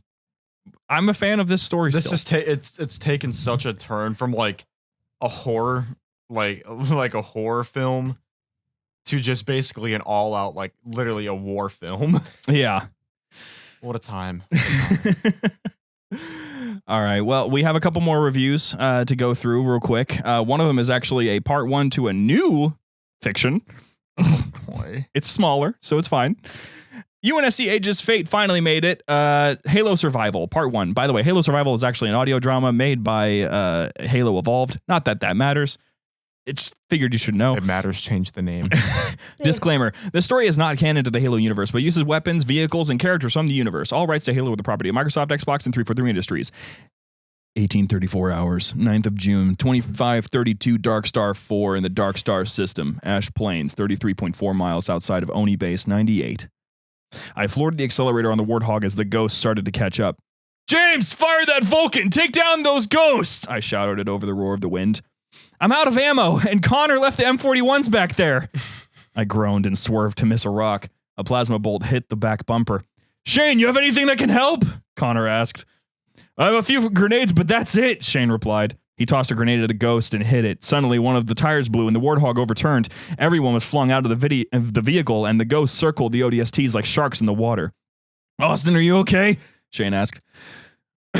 Yeah, I'll live, as you know. I hate the fact that like you just talk normally for us, and then when it's you, just chest out, big inhale. Oh, you're such a douche. Yeah, I'll live, as you know. But as you know, we're screwed. As you know, we're out of ammo. Maybe I didn't know that. I don't know how much ammo you guys have. Shane tossed another grenade and destroyed another ghost. However, there's still one more ghost circling them. Open fire! I shouted. The arrow erupted into a wall of lead as the munitions hit the side of the I ghost. thought we were out of ammo. The ghost spun out of control and slammed into a tree. A pelican appeared from the horizon and landed nearby. The team shuffled inside and the pelican sped away. I sat on a jump seat as on the pelican and pulled my helmet off. The mission didn't go as planned, I'm guessing? The pilot asked. No one answered this dumb question. It was just glaring at each other. When we arrived at the base, the first thing we all did was hit the mess hall and then headed to the barracks. I fell face first onto my bed and fell asleep almost immediately. Should I make that longer or shorter? Also, I won't be able to open a forum on Discord, content restrictions, for at least another year. That's fair. That's a good start. I liked it. Shane is the demolitions expert, or is Connor the demolitions expert? I forgot what the M41 is. I think it's the rocket launcher. Yes. So assign us roles. Yeah, I would like to request that James is the CQC specialist. Just makes sense. Cool. Next review we have from Alien Boy. It starts with Menendez. You know, when he shouts and he sees. I got it. I got it. 5 stars. I listened to the podcast while playing Black Ops 2 Zombies on Town, which is the best Black Ops 2 Zombies map ever. Transit is bad. Anyway, I've been rambling on for a while. No, you haven't. Which Black Ops 2 characters would you want to voice? What? Like create my own, or if I was to voice a character? If you were to voice one of them, I would want to be Section. I was gonna say Section. Damn it. I mean, I'll take Mason then. Okay, you can be my dad. That might have been the weirdest thing you've ever said to me. Nikolai. Oh, that makes sense. Not Richtofen. I don't think I can do his accent very good. But he has some very funny voice lines. Some very funny voice lines. Connor, can you just say that you'll be Reznov? It'd be really funny. No, he'll be Sergey, the big Russian from Black Ops 1. I love Sergey so much. You'll die in the first 5 minutes, but you'll make a hell of an impression. Does he even have any lines? He says one word, I think. I don't think he does. I'll have to replay I it. think he just kind of grunts, and then like Reznov goes, "This is Sergey, the beast of Batumata," or something. No, the monster of Magaton. This is Katana. The Her monster sword of Magaton. traps the souls of its victims. Sorry, the intro was just similar. Her sword traps the souls of her victims. All right, That movie's so bad. It is, but we watched it 4 times in theaters when it first Yeah. dropped. We were blind. Denial. It's because the soundtrack was fire. It was fire. It was so good. Anyway, next review comes from Ganger Player 556, 5 stars. I love it. I've told all my friends about this podcast. They aren't a fan of the swearing. Sorry, I try to do when I can, but you know, you miss some. I mean, I don't really. If I do, I'm so Phyllis fucking catch it. sorry. Man, I gotta hit M now. Okay. But they still like it. I'm listening to this podcast right now. Keep up with the podcast and keep being funny and awesome. It's hard to do both at the same time. We will try. If I could do a 10 out of 5, I would, with 4 exclamation points. You guys are my most favorite podcast people. You even encouraged me and my friends to make our own podcast on YouTube. I thought podcast listening wasn't for me, but it is. This guy uses a lot of exclamation points. You guys are the best. Thank you for making this best. I can feel the energy in the aura from here. It's because he's like all caps the best with 7 exclamation points. Where's the podcast link though? Yeah, seriously, you didn't even mention what your podcast was. How are we supposed to listen to it if you haven't told us, dude? Or plug it. You know, hey, discord.gg/JumperScape. Speaking of plugs. I know it's just shallow and rude at patreon.com/JumperScape. Get some cool stuff. Yeah, and you can greenlight shows today at ko-fi/JumperScape. Last review comes from saying, I hate Halo 5, but this podcast is good. The Halo 5 didn't have to catch a stray there. Like, I don't like Halo 5 that much, but I hate Halo 5. There was no need for Halo 5 to catch a stray. That was so uncalled for. But this podcast is good. 5 stars. Let me out of the fridge because I was minding my own business. Then I heard an explosion. Then I tried to exit, but a superheated part of the PS2 struck the handle and fused the door shut with hot plastic and metal. I am stuck here with an old Xbox 360 I found in the fridge with a monitor and a controller. Why is there in the fridge? Why do you have a 360 in the fridge, dude? To keep it fresh. That's fair. No, it's not. I can't justify it. Stop it from overheating. Hey, James, get out of It's here. not a PlayStation. Thanks, buddy. I'll just hit the there. No one can hear you anymore. So anyway, we're gonna be going over to the Patreon real quick. It's okay, buddy. We still care about you. No. So here we go. We have our patrons to acknowledge, and then we'll go on to the Q&A briefly, and then we'll wrap it up for the day. Yeah. So starting it us off, we have Jacob Adlam, Scion Esports. I love you. Why were you so fast with the water tower photo, bro? Also, whoever keeps doing it, stop sending me empty boxes. Kyle, you doxed yourself. You made a mistake. You gotta own it. It's gonna happen. There's a pizza that's gonna show up at your door eventually because I still have your address. If one of those landed right in your forehead, that's entirely on you. I felt you back there. Wait, what? He was like messing around behind me, and I knew he was back there, so I just started. I'm like, if one of those hit you in the face, it's on you. James was behind one of our curtains in our luxurious studio. Yes. Hey there, Halo fans. Don't go anywhere. We'll be back with our friends right after these messages.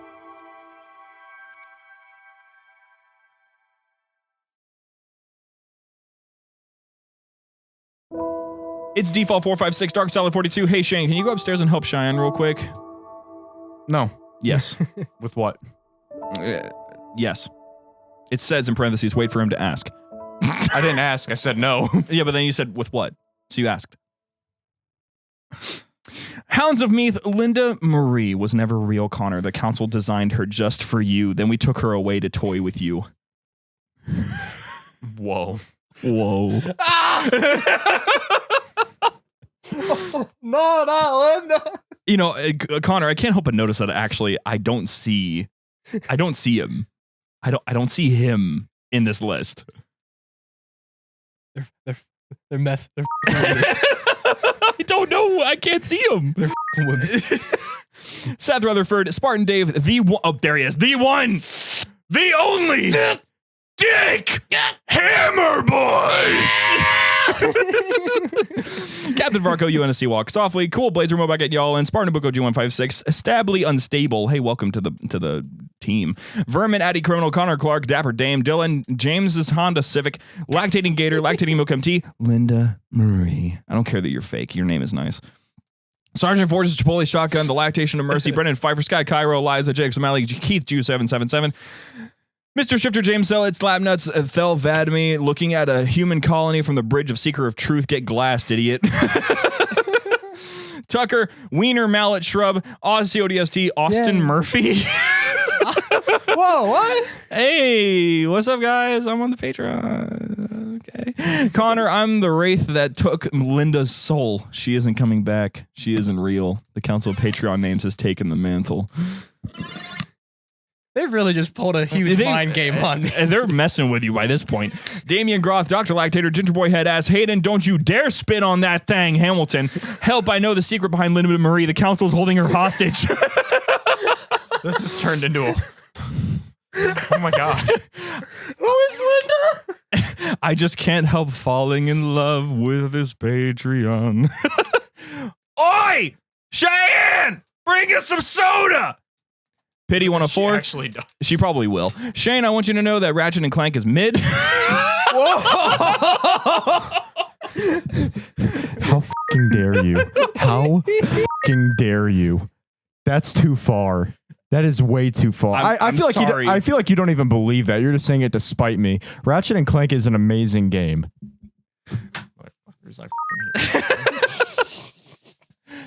Also, Cheyenne just messaged me asking what soda.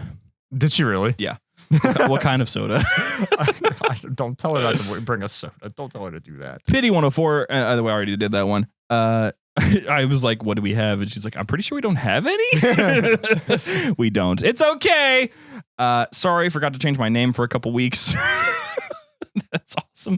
The Goob. Who are you people? Why did you take my money? And why are you reading my name? Formerly Zengil, pronounced Zengi. My bad. Love you. Wow, I really suck at changing my name in time. X3GN, Claude Spark, 5970, Connors and Shane's Bloody Shed Man, Daniel Dumpweed, Garrus Vicarian, Halo the Guy, Iskari, Kiri, Kyle Hooley, my fellow Rizzler. If you put a Slim Jim on a treadmill, does it get slimmer? A slimmer Jim, mayhaps. And lastly, but not leastly, Warm Apple Smells. Thank you guys. You guys are awesome. I miss Face McShooty. I also miss Face McShooty. What do you think he's up to? Shooting faces. You probably right. Also, No, he gets shot in the face. Cheyenne was just like, okay, you made me pause my audiobook. No, whoever's on the Patreon made her pause her audiobook. It's not my fault. I'm not taking that.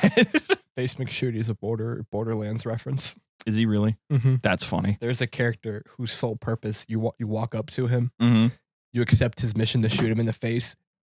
That's it. Okay. I'll have to ask Chayton about that. My brother is a big Borderlands fan. All right. Q&A time. We're not going to do it for very long. Are you still wanting to watch WWE tonight or no? I would like to catch some of it. Okay. I mean, the most important segment. I'll probably go home and watch it though. So you don't got to rush too much because I mean, the opening segment is what I wanted to catch. That's fair. I mean, that's what me and James were doing. How about let's just do 5? That's fine. And then we'll just wrap that. That's fine. All right. Orange Est Moy asks, buckle up. I got 4 for you. Oh gosh. Boy. Huh? Do you like the Gears of War series? Yes.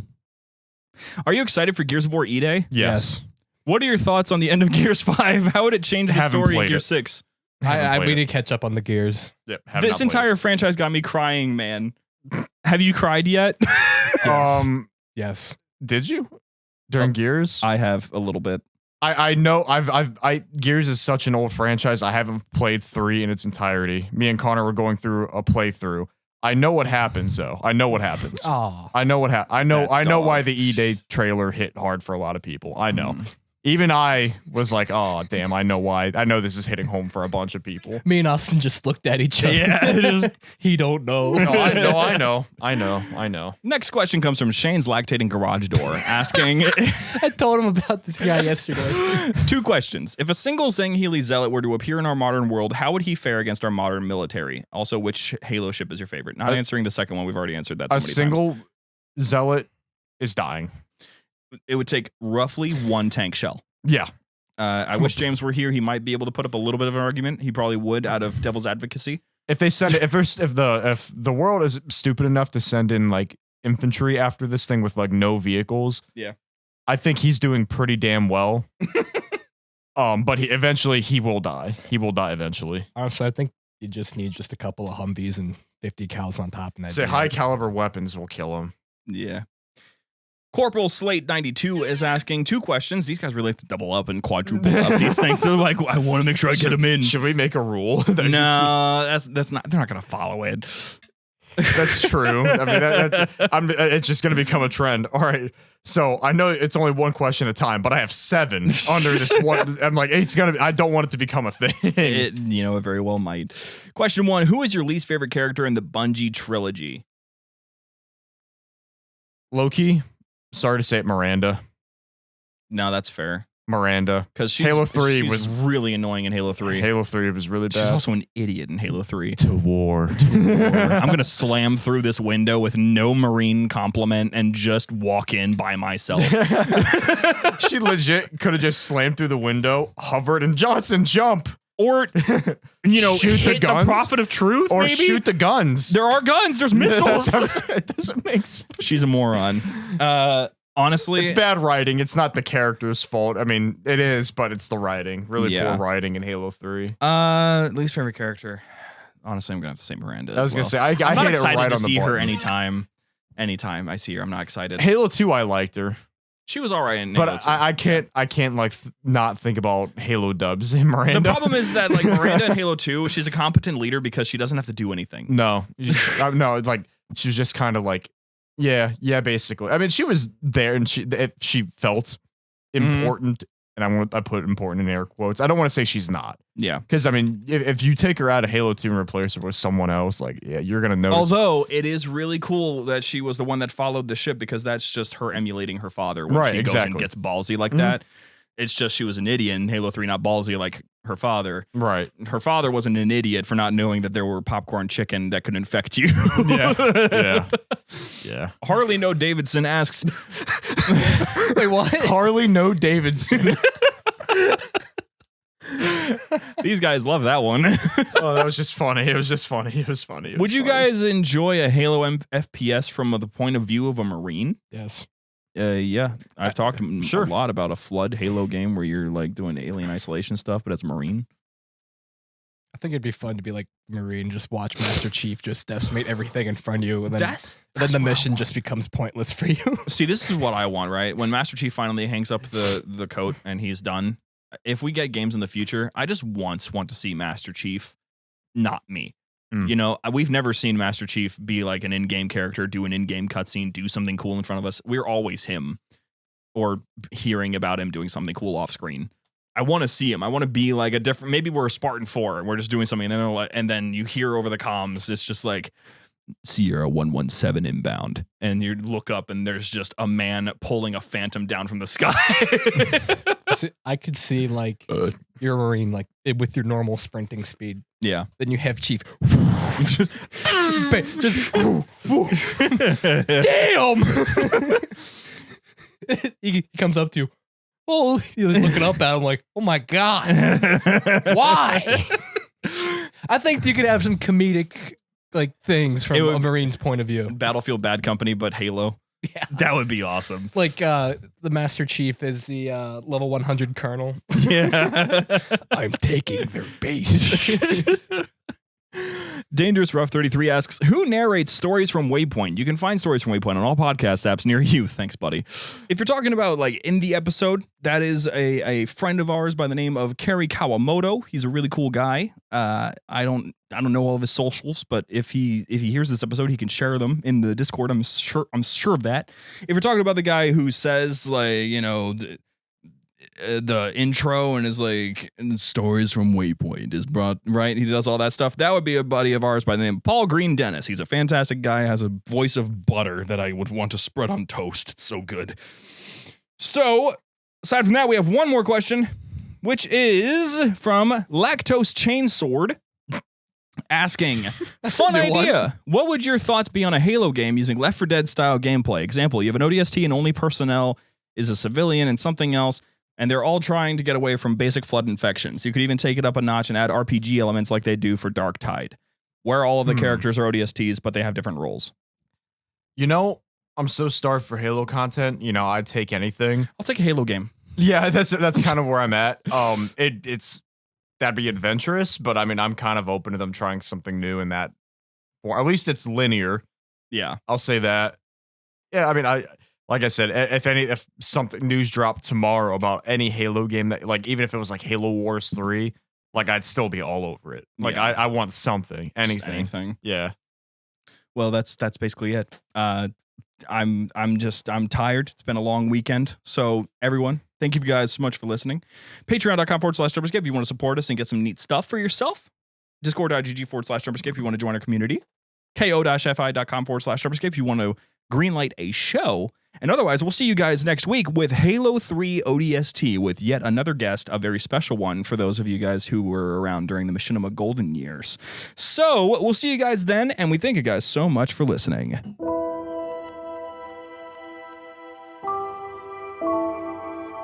The library was produced and published by JumperScape Audio. Funding was provided by our fantastic patrons on Patreon. If you enjoy the show and wish to support JumperScape's future projects or get some sweet benefits, join our Patreon at patreon.com/JumperScape or become part of this truly special community at discord.gg/JumperScape. Thank you for your listenership, and we hope you enjoyed.